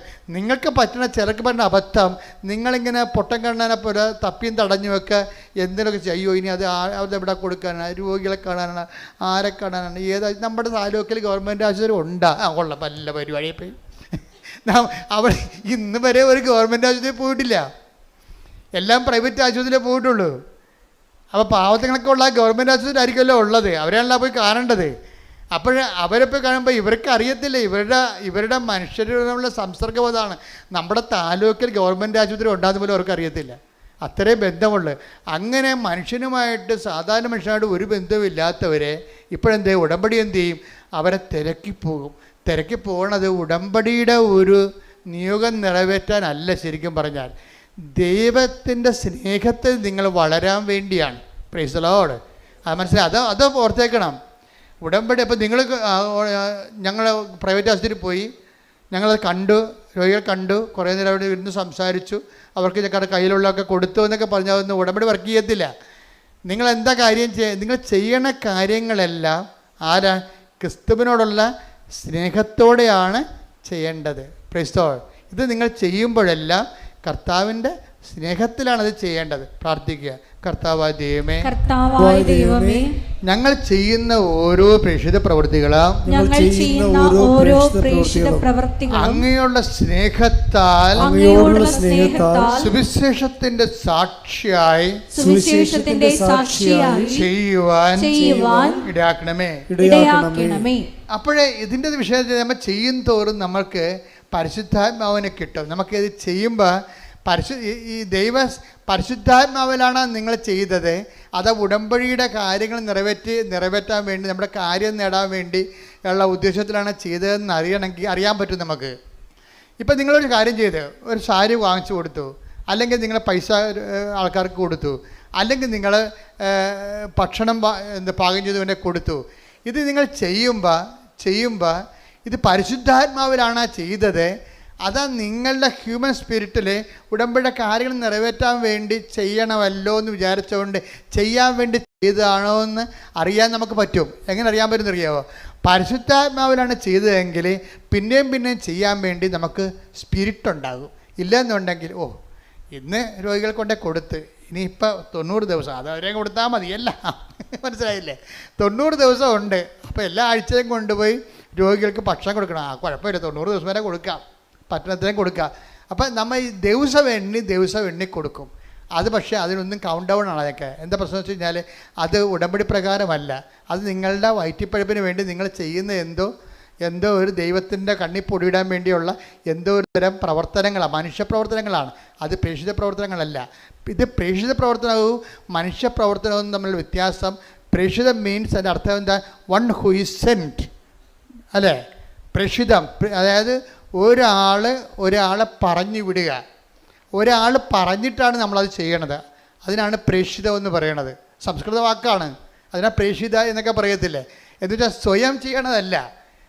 ദൈവം എൻ്റെ പിതാവ് എന്നെ അയച്ചതുപോലെ ടേക്ക് ദ ബെഡ് അപ്പ് ശ്രദ്ധിക്കട്ടെ. ഹല്ലേലൂയ ഹല്ലേലൂയ ഹല്ലേലൂയ. യേശുവേ നന്ദി, യേശുവേ സ്തുതി. ഹല്ലേലൂയ ഹല്ലേലൂയ ഹല്ലേലൂയ ഹല്ലേലൂയ. യേശുവേ ആരാധന ആരാധന ആരാധന. യേശുവേ നന്ദി, മഹത്വം മഹത്വം മഹത്വം. യോഹന്നാൻ 20:21. യോഹന്നാൻ 20:21. പിതാവ് എന്നെ അയച്ചതുപോലെ, പറഞ്ഞ പിതാവ് എന്നെ അയച്ചതുപോലെ ഞാനും നിങ്ങളെ അയക്കുന്നു. അതാണ് വിഷയം. ഞാനും അയക്കുന്നു. അടുത്ത വരി. ഇത് പറഞ്ഞിട്ട് അവരുടെ മേൽ വിശ്വസിച്ചുകൊണ്ട് അവരോട് അരുൾ ചെയ്തു, നിങ്ങൾ പരിശുദ്ധാത്മാവിനെ സ്വീകരിക്കുവിൻ. അപ്പോൾ എപ്പോഴും പ്രേക്ഷിത പ്രവർത്തനത്തിന് അത് എൻസ്പിരിറ്റഡ് ആണ്, മനസ്സിലായില്ലേ? മറ്റൊരു സാധാരണ പ്രവർത്തനങ്ങൾക്ക് ഹ്യൂമൻ സ്പിരിറ്റഡ് ആണ്. ഇത് വ്യത്യാസം ഇതാണ്. പ്രേക്ഷിത പ്രവർത്തനം. ഇപ്പം നമ്മൾക്ക് നമ്മുടെ IELTS പാസ്സാകാൻ വേണ്ടി നമ്മൾ പൊതിച്ചോറ് കെട്ടിക്കൊണ്ടുപോയി രോഗികൾക്ക് കൊടുക്കുന്നു, ഗുഡ് ബൈ, അവരും തിന്ന് നമുക്ക് സമാധാനം. എന്നിട്ട് നമ്മൾ കമ്പ്യൂട്ടറെ റിസൾട്ട് വന്നാന്ന് പറഞ്ഞ് കൈയടിച്ചെടുത്ത് നോക്കിക്കൊണ്ടിരിക്കുന്നു. ഇത് ഹ്യൂമൻ സ്പിരിറ്റിലാണ് വർക്ക് ചെയ്യണത്. പ്രേക്ഷിത പ്രവർത്തനം എന്ന് പറഞ്ഞാൽ എന്താണ്? എൻ്റെ പിതാവ് എന്നെ അയച്ചതുപോലെ. പിതാവ് യേശുവിന് ഏറ്റവും വലിയ പ്രേക്ഷിതനാരാണ്? ഈശോയാണ്. അപ്പ അയച്ചതാണ്. എൻ്റെ പിതാവിനെ അയച്ചതുപോലെ എന്ത് ചെയ്യണം? ഞാനും നിങ്ങളെ അയക്കുന്നു. അപ്പോൾ നിങ്ങൾ പോകുമ്പോൾ യേശുക്രിസ്തുവാണ് നിങ്ങളെ ഗവൺമെൻറ് ആശുപത്രിയിലോട്ട് പറഞ്ഞു വിട്ടിരിക്കുന്നത് എന്ന് നമുക്ക് ഫീൽ ചെയ്യണം. അപ്പോഴാണത് പ്രേക്ഷിത പ്രവർത്തനം ആകണത്. യേശുക്രിസ്തുവാണ് നിങ്ങളെ. കർത്താവേ, ഒരു 10 പത്രം കയ്യിലെടുത്ത് അല്ലെങ്കിൽ 10 പൊതിച്ചോറ് ഉണ്ടാക്കുന്ന സമയത്ത് നിങ്ങൾ ജപമാല ചൊല്ലിക്കൊണ്ടാണല്ല രോഗികൾക്ക് വേണ്ടി പൊതിച്ചോറ് ഉണ്ടാക്കുന്നത്. അപ്പോൾ ഉണ്ടായിക്കൊണ്ടിരിക്കുന്ന സമയത്ത് നിങ്ങൾക്ക് അത് കൊണ്ടുപോകുന്നതിന് വേണ്ടി പരിശുദ്ധാത്മാവ് നിങ്ങൾക്ക് ആ സമയത്ത് തരും ദൈവം. അതാണ് പ്രേക്ഷിത പ്രവർത്തനത്തിൻ്റെ ഗുണം. പരിശുദ്ധാത്മാവ് തന്നു കഴിഞ്ഞാൽ ഇപ്പോൾ ഈ ജിബിൻ്റെ സാക്ഷ്യം കണ്ട് ജുബിൻ ഞാൻ പറഞ്ഞു നേരത്തെ പറഞ്ഞ കക്ഷിയില്ലേ, അയാളുടെ ചെറുപ്പക്കാരനാണ്. അയാൾ ഉടമ്പടി എടുത്തപ്പോൾ എന്താ സംഭവിച്ചത്? അയാൾക്ക് 4 സപ്ലൈ ഉണ്ടായത്, പിന്നെ അത് കൂടി 7 സപ്ലൈ ആയി. പിന്നെ എന്ത് ചെയ്ത്? അടുത്ത എഴുത്തിന് 7 സപ്ലൈ ആൾ ജയിച്ചു. അതാണ് വിഷയം. അപ്പോൾ പക്ഷേ അയാൾ ചെയ്യണ കാര്യം എന്താണെന്നറിയാമോ? അതായത് വേറെ ബ്ലോസം എന്ന് പറഞ്ഞൊരാളെ കണ്ടുമുട്ടി ആശുപത്രി ചെന്നപ്പോൾ. ബ്ലസ്സൻ, ഈ ജൂബിൻ ബ്ലസ്സൻ എന്ന് പറഞ്ഞ ഒരാളെ ആശുപത്രിയിൽ കണ്ടുമുട്ടി. ബ്ലസ്സൻ എന്താ? ബ്ലസ്സന് ക്യാൻസറാണ്. അപ്പോൾ ബ്ലസ്സനെ ചികിത്സിച്ച് അവന് അയാളുടെ കയ്യിലുള്ളതൊക്കെ കൊടുത്ത് അവന് ഭക്ഷണമൊക്കെ വാങ്ങിച്ചു കൊടുത്ത് ബ്ലസ്സിന് തോന്നി ഇവനിപ്പോൾ പാവപ്പെട്ടവനാണ്, ഇവൻ്റെ അമ്മ ഇവിടെ നിന്ന് നോക്കിക്കൊണ്ടുകൂടെ നോക്കിക്കൊണ്ട് നിൽക്കണം. അവർ പോയി കുളിക്കുകയോ വല്ലതും ചെയ്യണമെന്നുണ്ടെങ്കിൽ ഇവിടെ ഇവനെ നോക്കാൻ ആരുമില്ല. അപ്പോൾ ജൂബിൻ പറഞ്ഞു, ബ്ലസ്സിൻ്റെ അമ്മയല്ലേ, അമ്മ വീട്ടിൽ പോയി കുളിക്കുക നിനക്കൊക്കെ ചെയ്തിട്ട് വാ, ഞാനിവിടെ ഇവനെ നോക്കിക്കൊണ്ട് നിന്നോളാം. കളി വേണ്ട, അത് പ്രേക്ഷിത പ്രവർത്തനം എന്ന് പറഞ്ഞാൽ അതാണ്. കളി മറന്ന കണ്ടില്ലേ? അങ്ങനെ നിന്ന് എത്ര ദിവസം എന്നറിയാവോ? അവൻ പാവപ്പെട്ടായത് കൊണ്ട് അവർക്ക് ഒരു നേരം ആഹാരം കിട്ടണമെങ്കിൽ പണിയെടുക്കണ്ടേ. അപ്പം അതുകൊണ്ട് ഞാൻ എന്ത് ചെയ്ത്, അമ്മയെ പറഞ്ഞ് വീട്ടിൽ വിട്ടിട്ട് ഞാൻ 1 മാസം അവൻ്റെ കൂടെ നിന്നെന്ന് പറഞ്ഞു. Price the Lord. ഇതാണ് പ്രേക്ഷിത പ്രവർത്തനം. ഇതാണ് പ്രേക്ഷിത പ്രവർത്തനം. അപ്പോൾ അവൻ മരിക്കാനായപ്പോൾ അവൻ പറഞ്ഞു, എനിക്ക് ജൂബിനെ കാണണമെന്ന് പറഞ്ഞു. പിന്നെ ജൂബിൻ പോയി കണ്ടു. ജൂബിൻ്റെ കൂടെ കൈവച്ച് അവൻ മരിച്ചു. അപ്പോൾ ഒരു മനുഷ്യന്മാരെങ്ങനെ ജീവിക്കണമെന്ന് നോക്കിയേ. അവസാന നിമിഷമാണ് അവനെ ശുശ്രൂഷിക്കാൻ കിട്ടിയെങ്കിലും ആ ജീവിതകാലം മുഴുവൻ ഇതിൽ നിന്ന് വരുമാനം കിട്ടി. ഈ ജൂബിനെ ഈ ബ്ലസ്സനെ സ്നേഹിച്ചതിൻ്റെ പേരിൽ കർത്താവ് അവൻ്റെ മരണം വരെ ഇതിൽ നിന്ന് അവന് വരുമാനം വന്നുകൊണ്ടിരിക്കും, കൃപയുടെ വരുമാനം വന്നുകൊണ്ടിരിക്കും. ഒരിക്കലും ജൂബിനെ ദൈവം മറക്കത്തില്ല. അതുപോലെ നിങ്ങളെയും ദൈവം ഒരിക്കലും മറക്കാനാവാ ദൈവത്തിന് എന്ന് ഓർക്കാൻ പറ്റുന്ന രീതിയിൽ ഒരു പ്രേക്ഷിതയായി നിങ്ങൾ ഉയർത്താനും വളർത്താനും വേണ്ടി ഇടിമുഴക്കം പരിശോധിക്കണ്ടേ. തിരഞ്ഞെടുത്തയക്കണമേ എന്ന് പ്രാർത്ഥിക്കുന്നു. ഈ കാലഘട്ടത്തിൽ നിന്റെ കൈയും കാലുമായി പ്രവർത്തിക്കുവാൻ ഈ ആരാധനയിലൂടെ ഞങ്ങളെ അഭിഷേകം ചെയ്യണമേ എന്ന് പ്രാർത്ഥിക്കുന്നു. Hallelujah, hallelujah. മഹത്വം, മഹത്വം. ആരാധന, ആരാധന. ഹല്ലേലൂയ, ഹല്ലേലൂയ. ഒരുമിച്ച് പാടാം. എല്ലാവരും പാടുക. ഹല്ലേലൂയ. ബലഹീനതയിൽ ബലമേകി ബലവാനായോ നടത്തിടുന്നു. ബലഹീനതയിൽ ബലമേകി ബലവാനായോ നടത്തിടുന്നു. കൃപയാലേ കൃപയാലേ കൃപയാലനുദിനവും കൃപയാലേ കൃപയാലേ കൃപയാലനുദിനവും എന്റെ കൃപ നിനക്കു മതി കർത്താവിൻ തിരുവചനം. എന്റെ കൃപ നിനക്കു മതി കർത്താവിൻ തിരുവചനം. അനശ്വരമായ വചനമതേകി അതിശയമായി നടത്തിടുന്നു. അനശ്വരമായ വചനമതേകി അതിശയമായി നടത്തിടുന്നു. കൃപയാലേ കൃപയാലേ കൃപയാലനുദിനവും കൃപയാലേ കൃപയാലേ കൃപയാലനുദിനവും. പരിശുദ്ധ പരമ ദിവ്യകാരുണ്യത്തിന് ആരാധനയും സ്തുതിയും പുകഴ്ചയും ഉണ്ടായിരിക്കട്ടെ. അപ്പൊ ജൂബിന്റെ പ്രേക്ഷിത പ്രവർത്തനത്തിന്റെ ഒരു മാനദണ്ഡം എന്താണെന്ന് നോക്കിയേ. ജൂബിന്റെ പ്രേക്ഷിത പ്രവർത്തനത്തിന്റെ മാനദണ്ഡം എന്താണ്? അതായത് അത് ക്രിസ്തുവിൻ്റെ പ്രേക്ഷിത പ്രവർത്തനത്തെക്കുറിച്ചുള്ള വിഭാവനതയാണ് ഇവിടെ മാനദണ്ഡമാണിത്. എപ്പോഴും നമ്മൾ വിഷയം ശ്രദ്ധിക്കേണ്ടത് വെച്ചാൽ നമുക്ക് ഓരോ ഉടമ്പടി എടുക്കുമ്പോൾ ഓരോ ലക്ഷ്യങ്ങളുണ്ട്. ഇപ്പം ഞാൻ ആദ്യകാലങ്ങളൊക്കെ പറഞ്ഞുകൊണ്ടിരുന്നത് ഇപ്പോഴും പറയണത് അതാണ്. ഉടമ്പടി, ഉടനടി, പരിഹാരം. ഒരു സംശയമില്ല കാര്യത്തിൽ. നിങ്ങൾ പത്രം എടുത്ത് നോക്കിയാൽ മതി. പക്ഷേ ഈ ഉടമ്പടി, ഉടനടി പരിഹാരം കിട്ടിയില്ലെങ്കിലും 10,000 ഇപ്പോഴും ഇത്തിരി ഉടമ്പടി ദൈവത്തിൻ്റെ സമയത്താണത് നടക്കണമെന്നുണ്ടെങ്കിൽ 10,000 അതിനുള്ളിൽ വിശുദ്ധരായി ജീവിക്കുന്നുണ്ട് ഇന്ന്. എന്താ കാര്യം? കർത്താവ് ചെയ്യുമ്പോൾ എല്ലാം കൃത്യമായിട്ട് ചെയ്യുന്നവർക്ക് നല്ല ക്രിസ്തുവിനെക്കുറിച്ച് നല്ല ഐഡിയ ഉണ്ട്.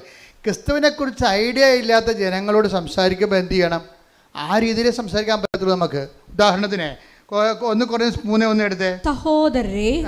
സഹോദരങ്ങളെ എനിക്ക് നിങ്ങളോട് ആത്മീയ മനുഷ്യരോട് എന്നതുപോലെ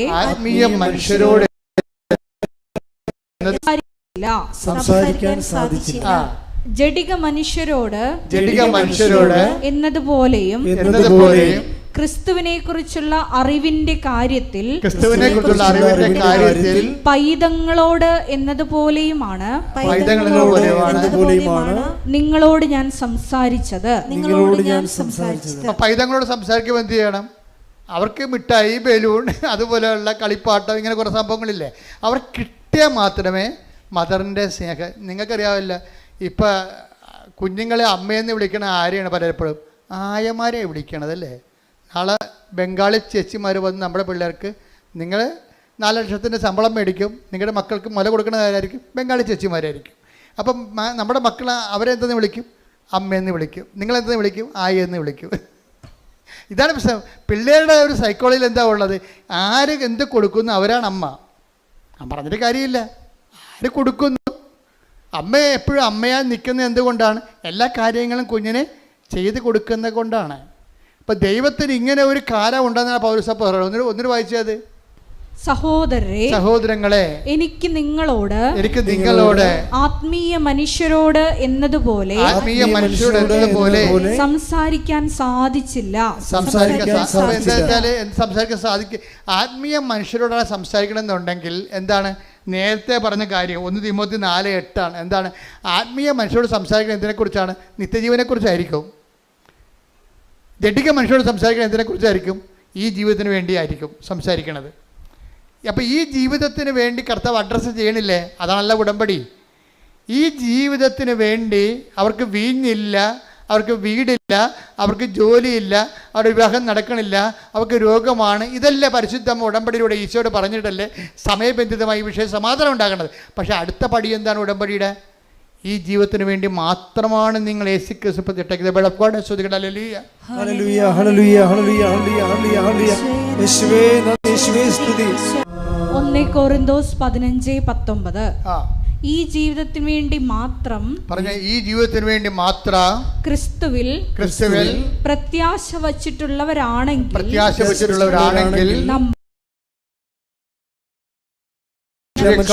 നിർഭാഗ്യരാണ്. Praise the Lord. അപ്പൊ ക്രിസ്തുവിൽ പ്രത്യാശ അർപ്പിക്കണത് എന്തിനാണ്? ഈ ജീവിതത്തിന് വേണ്ടിയും മാത്രമാണെന്നാണ് ചോദിക്കണത്. വെച്ചാൽ ഈ ജീവിതത്തിന് വേണ്ടി ഉണ്ട്, ഈ ജീവിതത്തിന് വേണ്ടി, പിന്നെ എന്താണ്, വരാനിരിക്കുന്ന ജീവിതത്തിന് വേണ്ടി കൂടിയാണ്. അപ്പോൾ വരാനിരിക്കുന്ന ജീവിതത്തിന് വേണ്ടി കൂടുതലാണ് നിങ്ങൾ ചില കാര്യങ്ങൾ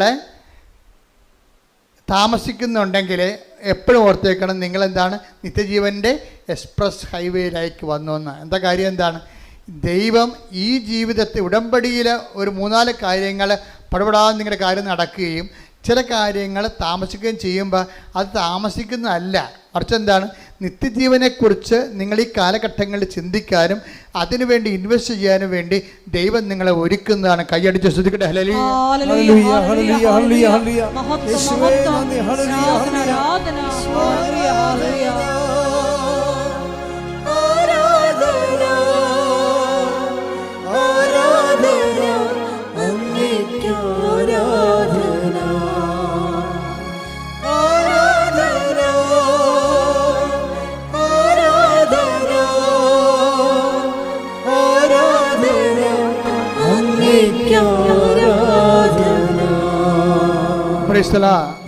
മലയാളിക്ക് ഒരു കുഴപ്പമുള്ള, മലയാളിക്ക് എന്ത് ബൈബിൾ പഠിച്ചാലും അവനെ നയിക്കുന്നത് പഴഞ്ചൊല്ലായിരിക്കും. മലയാളിയുടെ ഒരു ദുരന്തം അതാണ്. എന്ത് ബൈബിൾ അവൻ പഠിച്ചാലും അവനെ നയിക്കണത് ആരായിരിക്കും? പഴഞ്ചൊല്ലായിരിക്കും. അത് നമ്മൾ അറിയത്തില്ല. നമ്മൾ അറിയാതെ നമ്മുടെ അകത്ത് കിടക്കുന്നൊരു വൈറസാണ് ഈ പഴഞ്ചൊല്ല്. ഇപ്പം നിങ്ങൾ പറയും ആറ്റിക്കളഞ്ഞാലും പണിയായി. അതേ സംഭവം മലയാളം അങ്ങനെ ചെയ്യത്തുള്ളൂ, അവൻ അർത്ഥ കൈക്ക്. അപ്പം ഈ ബേസിക് സ്വഭാവങ്ങളുള്ള കാരണം തന്നെ ദൈവാനുഗ്രഹം കുറയാൻ സാധ്യതയുണ്ട്. നമ്മുടെ സാംസ്കാരിക അവബോധം മനസ്സിൽ കിടക്കുന്നത് എന്താണ്? ഇതുപോലെ തന്നെ ബൈബിളേതരമായി നിലവാരപ്പെട്ടിട്ടുള്ള ദൈവഹിതപ്രകാരമുള്ള ദൈവത്തെ സ്വീകരിക്കാത്ത ഒരു ജനതയുടെ സ്വയം പ്രകാശനങ്ങളാണ്. അതിനാണ് പഴഞ്ചൊല്ലെന്ന് പറയണത്. എന്താ പ്രോബ്ലം എന്ന് വെച്ച് കഴിഞ്ഞാൽ ബൈബിളിനെതിരാണ്. നിങ്ങൾ പറയും ആറ്റിക്കളഞ്ഞാലും അളന്ന് കളയണം. അപ്പോൾ കർത്താവ് എന്ന് പറയും, നിങ്ങൾ അളക്കുന്ന അളവ് പോലോട്ട് തന്നെ തിരിച്ചു നിങ്ങൾക്ക് മാത്രം അളന്നാൽ പറ്റുന്നില്ല. മത്തായി 7:2. നിങ്ങൾ അളക്കുന്ന അളവ് കൊണ്ട് തന്നെ നിങ്ങൾക്കും അളന്ന് കിട്ടും. പക്ഷെ ഇത് എങ്ങനെ സംഭവിച്ചിരിക്കുന്നത്? ഈ ലൂക്കാസ് വിശേഷമാണ് നല്ലത്. ലൂക്കാസ് വിശേഷം 6:38 അവസാനമാണ് പറയണത്, നിങ്ങൾ അളക്കുന്ന അളവുകോല് കൊണ്ട് തന്നെ നിങ്ങൾക്കും അളന്ന് കിട്ടുമെന്ന്. പക്ഷേ എന്താ പ്രശ്നം വെച്ചാൽ അതൊക്കെ മുമ്പ് പറഞ്ഞ വാക്ക് എന്താണ്? കൊടുക്കുവിൻ നിങ്ങൾക്ക് ലഭിക്കും.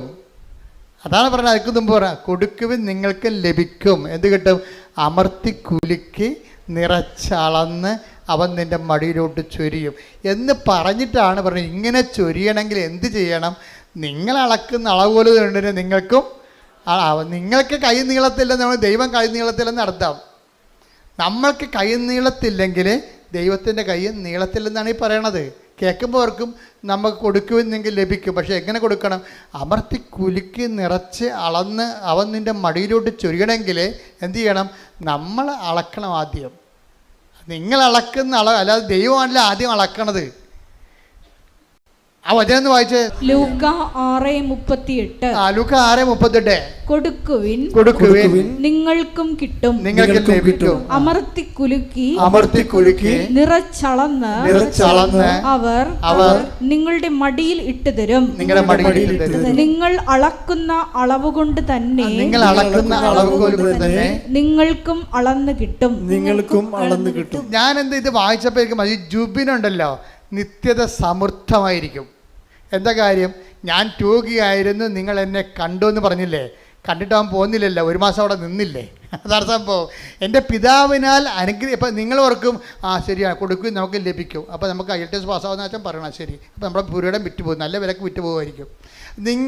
ഞാൻ പറയണതൊന്ന്, ചിന്തിക്കണ വേറെ.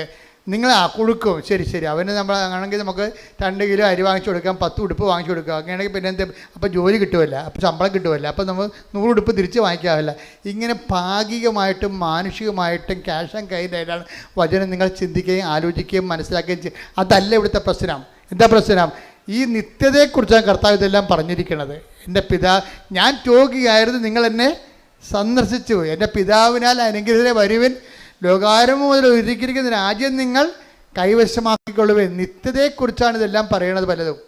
അപ്പോൾ ജൂബിനെ സംബന്ധിച്ചിടത്തോളം ഒരു മണിക്കൂർ പോയി നിൽക്കാൻ പറഞ്ഞപ്പോൾ അവനെന്ത് ചെയ്ത്? 1 മാസം പോയി നിന്ന്.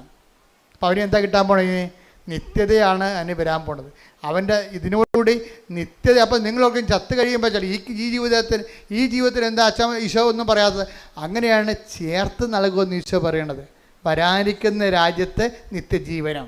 ടേക്ക് ദ ബെറ്റർ ഫോർ വരാനിരിക്കുന്ന. അപ്പോൾ ഈ ജീവിതത്തിൻ്റെ ഡിമാൻഡ്സുകൾ സാറ്റിസ്ഫൈ ചെയ്തതിന് ശേഷമാണ് അതിൻ്റെ കൂടെ എന്ത് ചെയ്യും? ഉടമ്പടിക്ക് വരാനിരിക്കുന്ന കാലത്ത് നിത്യജീവനം. Take the better for. ശ്രുതികട ഹല്ലേലൂയ ഹല്ലേലൂയ ഹല്ലേലൂയ ഹല്ലേലൂയ. യേശുവേ നന്ദി, യേശുവേ സ്തുതി. ഹല്ലേലൂയ ഹല്ലേലൂയ ഹല്ലേലൂയ ഹല്ലേലൂയ ഹല്ലേലൂയ. മർക്കോസ് 10:29-30. മർക്കോസ് 10:29-30. യേശു പ്രതിവചിച്ചു, സത്യമായി ഞാൻ നിങ്ങളോട് പറയുന്നു, എന്നെ പ്രതിയും സുവിശേഷത്തെ പ്രതിയും ഭവനത്തെയോ സഹോദരന്മാരെയോ സഹോദരിമാരെയോ മാതാവിനെയോ പിതാവിനെയോ മക്കളെയോ വയലുകളെയോ ത്യജിക്കുന്നവരിൽ ആർക്കും ഇവിടെ വെച്ച് തന്നെ 100 ഇരട്ടി ലഭിക്കാതിരിക്കില്ല.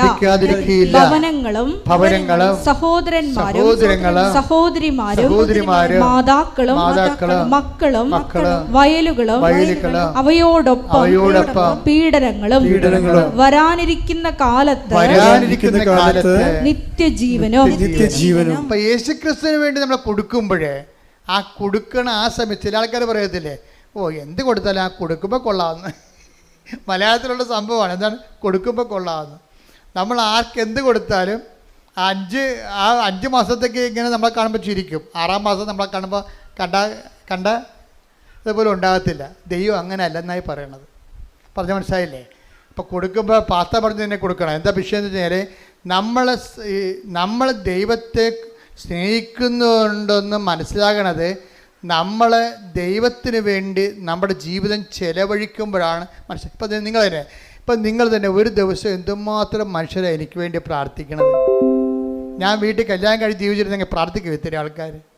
നടത്തപ്പോൾ ഞാൻ കർത്താവിന് എൻ്റെ ജീവിതം കൊടുത്തപ്പോൾ ലക്ഷക്കണക്കിന് മനുഷ്യരല്ലേ നമ്മളെ പ്രാർത്ഥിക്കാൻ വേണ്ടി നിൽക്കണതും നമുക്ക് വേണ്ടി പ്രാർത്ഥിക്കണതും ശുശ്രൂഷകളെല്ലാം സഹായിക്കണതും എന്തെല്ലാം കാര്യങ്ങൾ.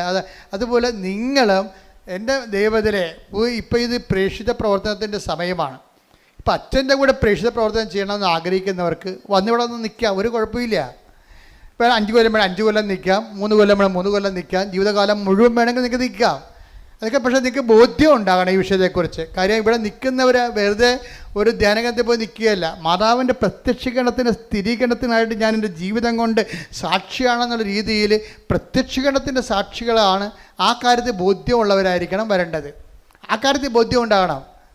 അല്ലാത്തവർ 5 കൊല്ലം ഈ പ്രത്യക്ഷീകരണത്തിൽ ബോധ്യമില്ലാത്തവർ 5 കൊല്ലം വന്നാലും പണിക്കാരാണ്. ആ പണി കഴിഞ്ഞ് പോവും. ഞാൻ അവരുമായിട്ട് വലിയ ബന്ധങ്ങളൊന്നുമില്ല ശരിക്കും പറഞ്ഞു. അങ്ങനെ എത്രയോ പേര് ഇവിടെ വന്ന് പ്രവർത്തിച്ച് പോകുന്നുണ്ട്. I am not seeing personally them. കാര്യം എന്നെ സംബന്ധിച്ചിടത്തോളം ഞാൻ നോക്കണത് എപ്പോഴും എന്താണ്? പ്രത്യക്ഷീകരണത്തെ ഇവർക്ക് ബോധ്യമുണ്ടോ?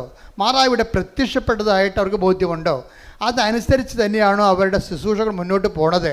അവിടെ സംസാരങ്ങൾ മാതാവിൻ്റെ പ്രത്യക്ഷത്തെക്കുറിച്ച് നമുക്ക് കിട്ടുന്ന അറിവെന്ന് പറയുന്നത് ഒരു അഭിഷേകദാനമാണ്. അത് കിട്ടാതെ ആരെല്ലാം ഇവിടെ ഒരു ജന്മം ഇവിടെ നിന്നിട്ടൊരു കഥയില്ല. അപ്പോൾ വരാൻ പോകുന്നവരെ പ്രേക്ഷിത ആണായാലും പെണ്ണായാലും ഓർക്കുക, മാതാവിൻ്റെ പ്രത്യക്ഷീകരണമാണ് കൃപാസനത്തിൻ്റെ ആ ഹൃദയസ്പന്ദനമെന്ന് പറയണത്.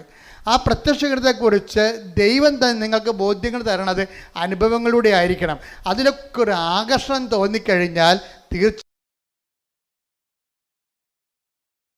പ്രേക്ഷിതനാകാനുള്ള ാതെ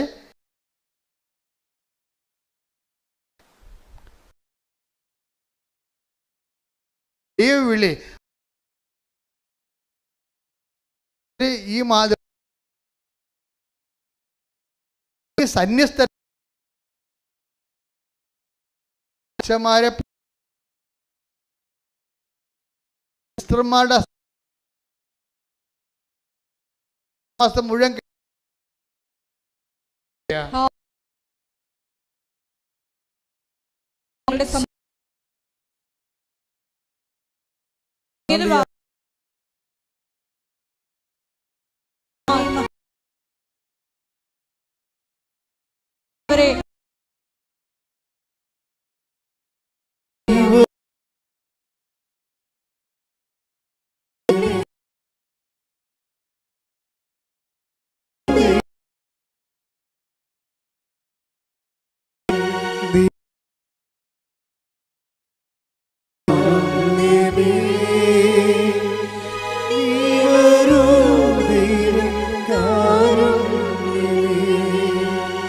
ജീവിതം നിന്റെ കാരുണ്യമേ,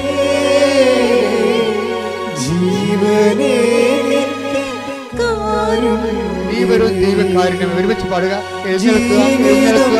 നിന്റെ കാരുണ്യമേ, ജീവനേ നിന്റെ കാരുണ്യമേ.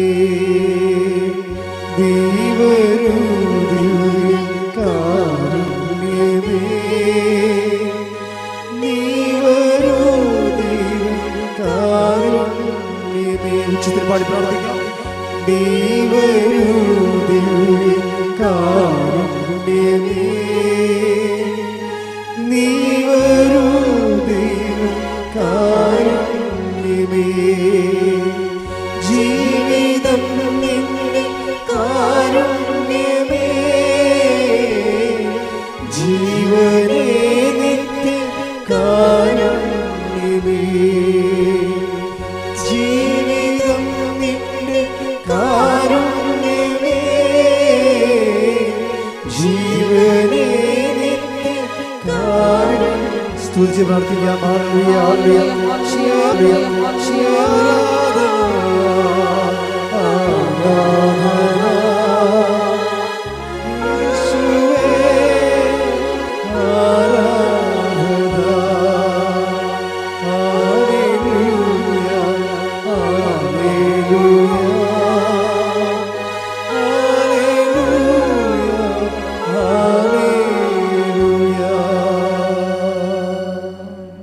രോഗസൗഖ്യ പ്രാർത്ഥന സമയമാണ്. പരിശുദ്ധ പരമ ദിവ്യകാരുണ്യത്തിന് നേരവും ആരാധനയും സ്തുതിയും പുകഴ്ചയും ഉണ്ടായിരിക്കട്ടെ. പരിശുദ്ധ പരമ ദിവ്യകാരുണ്യത്തിന് നേരവും ആരാധനയും സ്തുതിയും പുകഴ്ചയും ഉണ്ടായിരിക്കട്ടെ. എൻ്റെ പ്രിയപ്പെട്ടവരെ, വളരെ സന്തോഷത്തോടുകൂടിയാണ് ഈ ധ്യാനത്തിൻ്റെ സമാപനത്തിൽ എൻ്റെ മനസ്സിൽ ഒത്തിരിയേറെ ഇന്ന് ഈ ധ്യാനം കൂടുന്നവരും ഇനി ഓൺലൈനിൽ കൂടാൻ പോകുന്നവരും അവിടെ രോഗഭാരങ്ങളെയും ജീവിത ദുരിതങ്ങളെയും പരിശുദ്ധാത്മാവിന്റെ പ്രത്യക്ഷങ്ങളുടെ സ്ഥിരീകരണത്തിനായി ദൈവം ഏറ്റെടുക്കുമെന്ന് പരിശുദ്ധാത്മ പറയുന്നുണ്ട്. സ്തുതിക്കട്ടെ. ഹല്ലേലൂയ, ഹല്ലേലൂയ, ഹല്ലേലൂയ, ഹല്ലേലൂയ, ഹല്ലേലൂയ. നീ വരൂ. സ്തുതിക്കട്ടെ. ഹല്ലേലൂയ.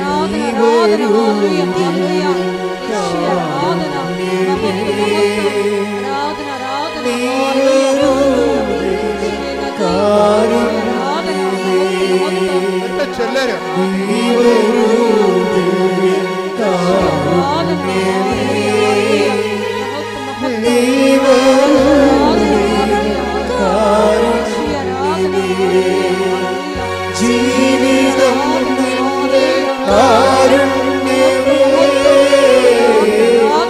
ജീവനേ നിത്യ കാരുണ്യമേ, ജീവിതം നിന്റെ കാരുണ്യമേ,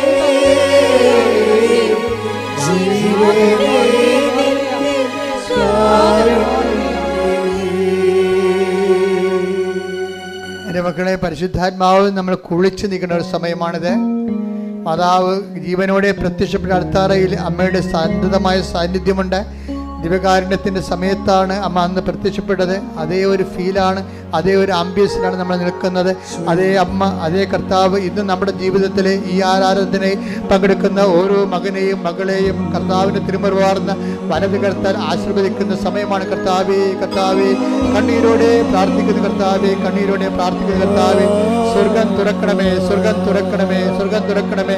അടിപ്പിണർ പോലെ, അടിപ്പിണർ പോലെ, വൈദാക്കാലം പോലെ, വൈദാക്കാലം പോലെ ദൈവികമായ ശക്തി, ദൈവികമായ ശക്തി ഓരോ മകന്റെ മേലും, ഓരോ മകളുടെ മേലും അടുപ്പിട പോലെ, വൈദാക്കാലം പോലെ ദൈവികമായ ശക്തി ഓരോ മകന്റെ മേലും ഇറങ്ങുന്ന കർത്താവിന്റെ വിശുദ്ധ രക്തം, കർത്താവിന്റെ വിശുദ്ധ രക്തം ഉച്ച മുതല്, കർത്താവിന്റെ വിശുദ്ധ രക്തം ഉച്ച മുതല് ഉള്ളംകാലം വരെ കർത്താവിന് ഇത് അരിച്ചിറങ്ങട്ടെ, അരിച്ചിറങ്ങട്ടെ. കർത്താവിന് ശക്തി, കർത്താവ് തൈറോയ്ഡ് രോഗികള്, തൈറോയ്ഡ് രോഗികള്, പിസിഒഡി രോഗികള്, പിസ്റ്റുല രോഗികള്, കരള് രോഗികള്, ഹൃദയ രോഗികള്, ശ്വാസകോശ രോഗികള്, ഹൃദയ രോഗികള്, കിഡ്നി രോഗികള്, കുടല് രോഗികള്, ക്യാൻസർ രോഗികള്, യേശു ക്രിസ്തുവിന്റെ ഉന്നതമായ നാമത്തില് മാറിപ്പോകട്ടെ. ശ്രുതിക്കട്ടെ.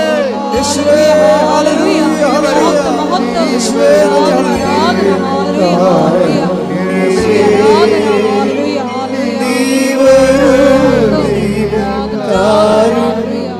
സ്വരത്തിൽ പാടുക, എല്ലാവരും പാടുക. നീ വരൂ,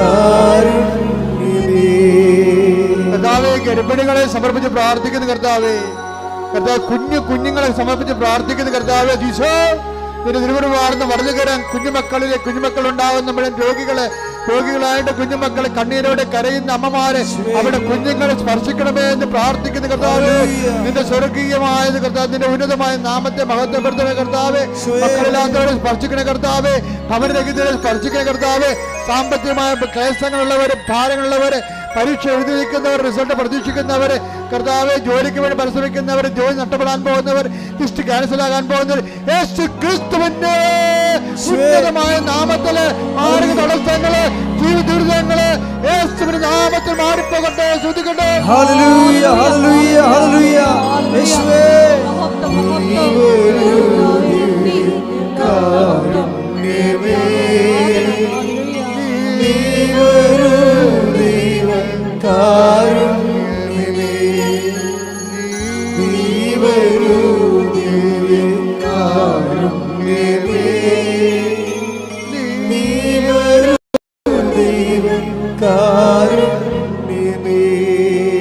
കർത്താവിന്റെ ഉന്നതമായ നാമത്തിന് സ്വസ്ഥം ചെയ്യുന്ന കർത്താവെ, കണ്ണിന് കരുക്കളുള്ളവരെ, കണ്ണിന് ദശ വളരുന്നവരെ, കർത്താവ് കണ്ണിന് കാഴ്ച മുട്ടിയവരെ അങ്ങനെ തിരിച്ച് സമർപ്പിച്ച് പ്രാർത്ഥിക്കുന്ന, മറാത്ത തലവേദന ഉള്ളവരെ സമർപ്പിച്ച് പ്രാർത്ഥിക്കുന്ന കർത്താവെ, കണ്ണിൽ നിന്നും കാതിൽ നിന്ന് ഫ്ലൂയിഡ് വരുന്നവരെ, പഴുപ്പ് വരുന്നവരെ സമർപ്പിച്ച് പ്രാർത്ഥിക്കുന്ന കർത്താവ്, തൊണ്ടയിൽ മുഴയുള്ളവരെയും തൈറോയ്ഡ് രോഗികളെയും ടോൺസൈറ്റ് രോഗികളെയും സ്പിറ്റുല രോഗികളെയും സ്പോണ്ടിലൈറ്റിസ് രോഗികളെയും സമർപ്പിച്ച് പ്രാർത്ഥിക്കുന്ന കർത്താവേ, നിന്റെ വിശുദ്ധ പൗരോഹിത്യത്തെ മഹത്വപ്പെടുത്തണമേ. കർത്താവെ, സഭയിലുള്ള സാന്നിധ്യം പ്രകടമാക്കണമേ. എൻ്റെ കർത്താവിൻ്റെ ഉന്നതമായ നാമത്തിൽ ഏത് രോഗത്തിന് വേണ്ടിയാണോ, ഏത് ജീവിത ആവശ്യത്തിന് വേണ്ടിയാണോ, ഏത് ഡേറ്റ് ഇട്ട് പ്രാർത്ഥിക്കുന്ന വിഷയമാണോ, ഏത് രേഖ ആവശ്യപ്പെട്ടുള്ള വിഷയമാണോ, ഏത് ജോലി ആവശ്യപ്പെട്ട വിഷയമാണോ, ഏത് ഡേറ്റ് നിശ്ചയിച്ചുകൊണ്ട് അതിന്റെ ശുഭകരമായ മറുപടി പ്രതീക്ഷിക്കുന്ന കാര്യങ്ങളാണോ, യേശുവിന്റെ നാമത്തിൽ മാതാവിന്റെ മധ്യസ്ഥത്തില് ദൈവിക ഇടപെടലുണ്ടാകട്ടെ. ശ്രുതിക്കട്ടെ. ഹല്ലേലൂയ, ഹല്ലേലൂയ, ഹല്ലേലൂയ, യേശുവേ,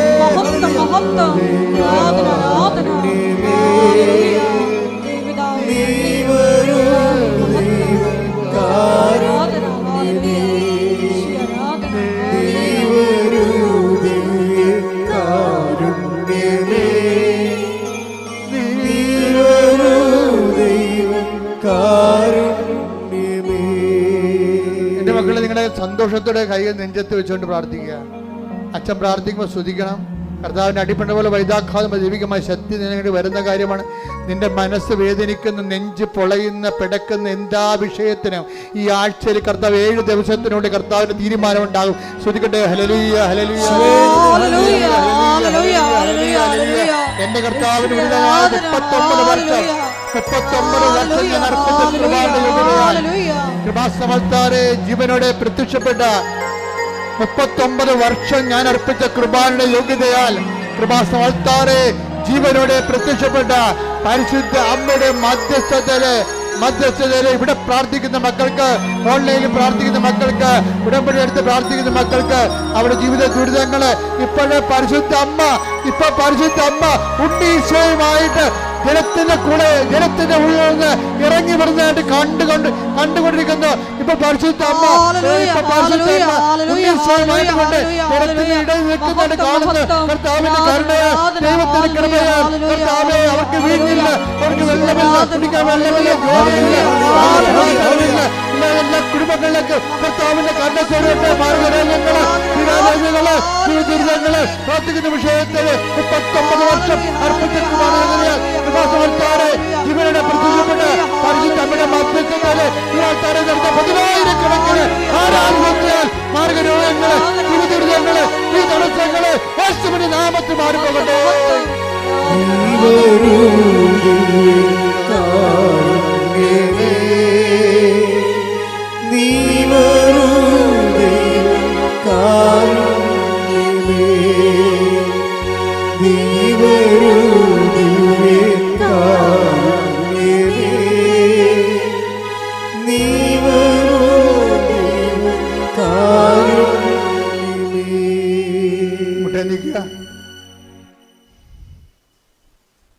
കൈകൾ കുപ്പിക്കൊണ്ട് കണ്ണടച്ച് കണ്ണ് തുറന്ന് കർത്താവിനെ നോക്കിക്കൊണ്ട് നിൽക്കേണ്ട സമയമാണ്.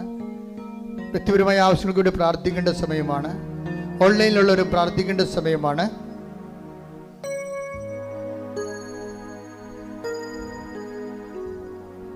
മുട്ടിൻ്റെ മുകളിലുള്ള നീണ്ട മുഴകളെ കർത്താവ് സ്പർശിക്കുന്നതായിട്ടും സുഖപ്പെടുന്നതായിട്ട് സാക്ഷ്യ സന്ദേശമുണ്ട്.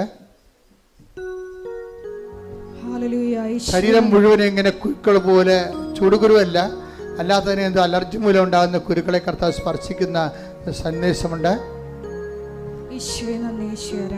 എപ്പോഴും ശരീരത്തിൽ ഇങ്ങനെ തള്ളവിലവിടെ നെക്കി നോക്കുന്ന ഒരു ഇടമുണ്ട്. അത് ക്യാൻസറാണെന്ന് സ്വന്തമായിട്ട് ചിന്തിച്ച് ആകുലപ്പെടുന്ന വ്യക്തിയുണ്ട്. ആ വ്യക്തിയെ കർത്താവ് സുഖപ്പെടുന്നതായിട്ട് കാണിക്കുന്നുണ്ട്. ശ്രുതിക്കട്ടെ ഹല്ലേലൂയ.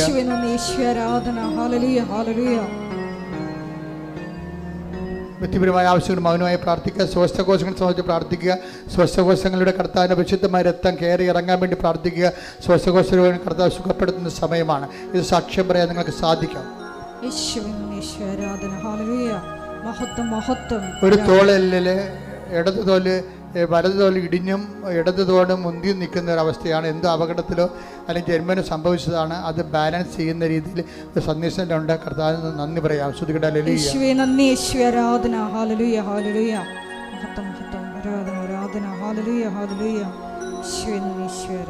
മൗനമായി പ്രാർത്ഥിക്കേണ്ട സമയമാണ്.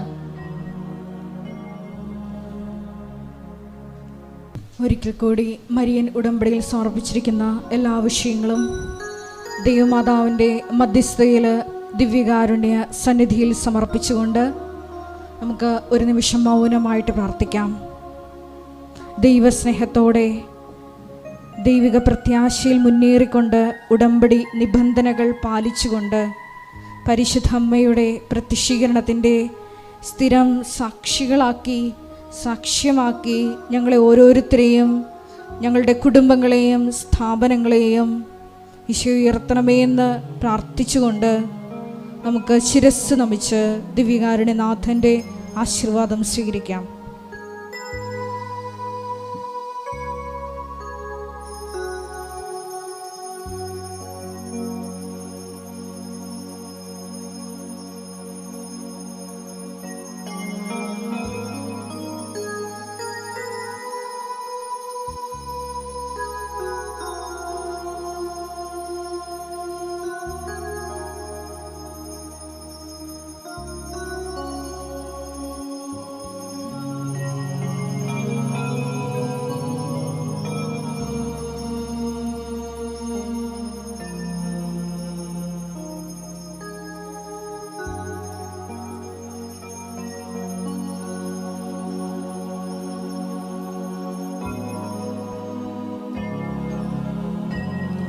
പരിശുദ്ധ പരമ ദിവ്യകാരുണ്യമേ, എന്നുമെന്നും അങ്ങേക്കാരാധന. പരിശുദ്ധ പരമ ദിവ്യകാരുണ്യമേ,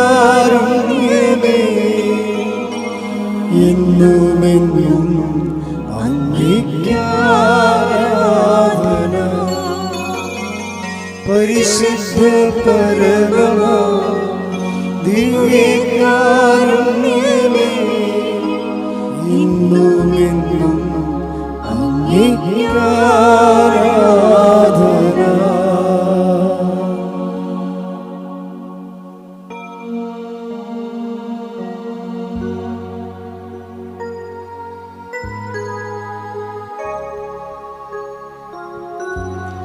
ആവേ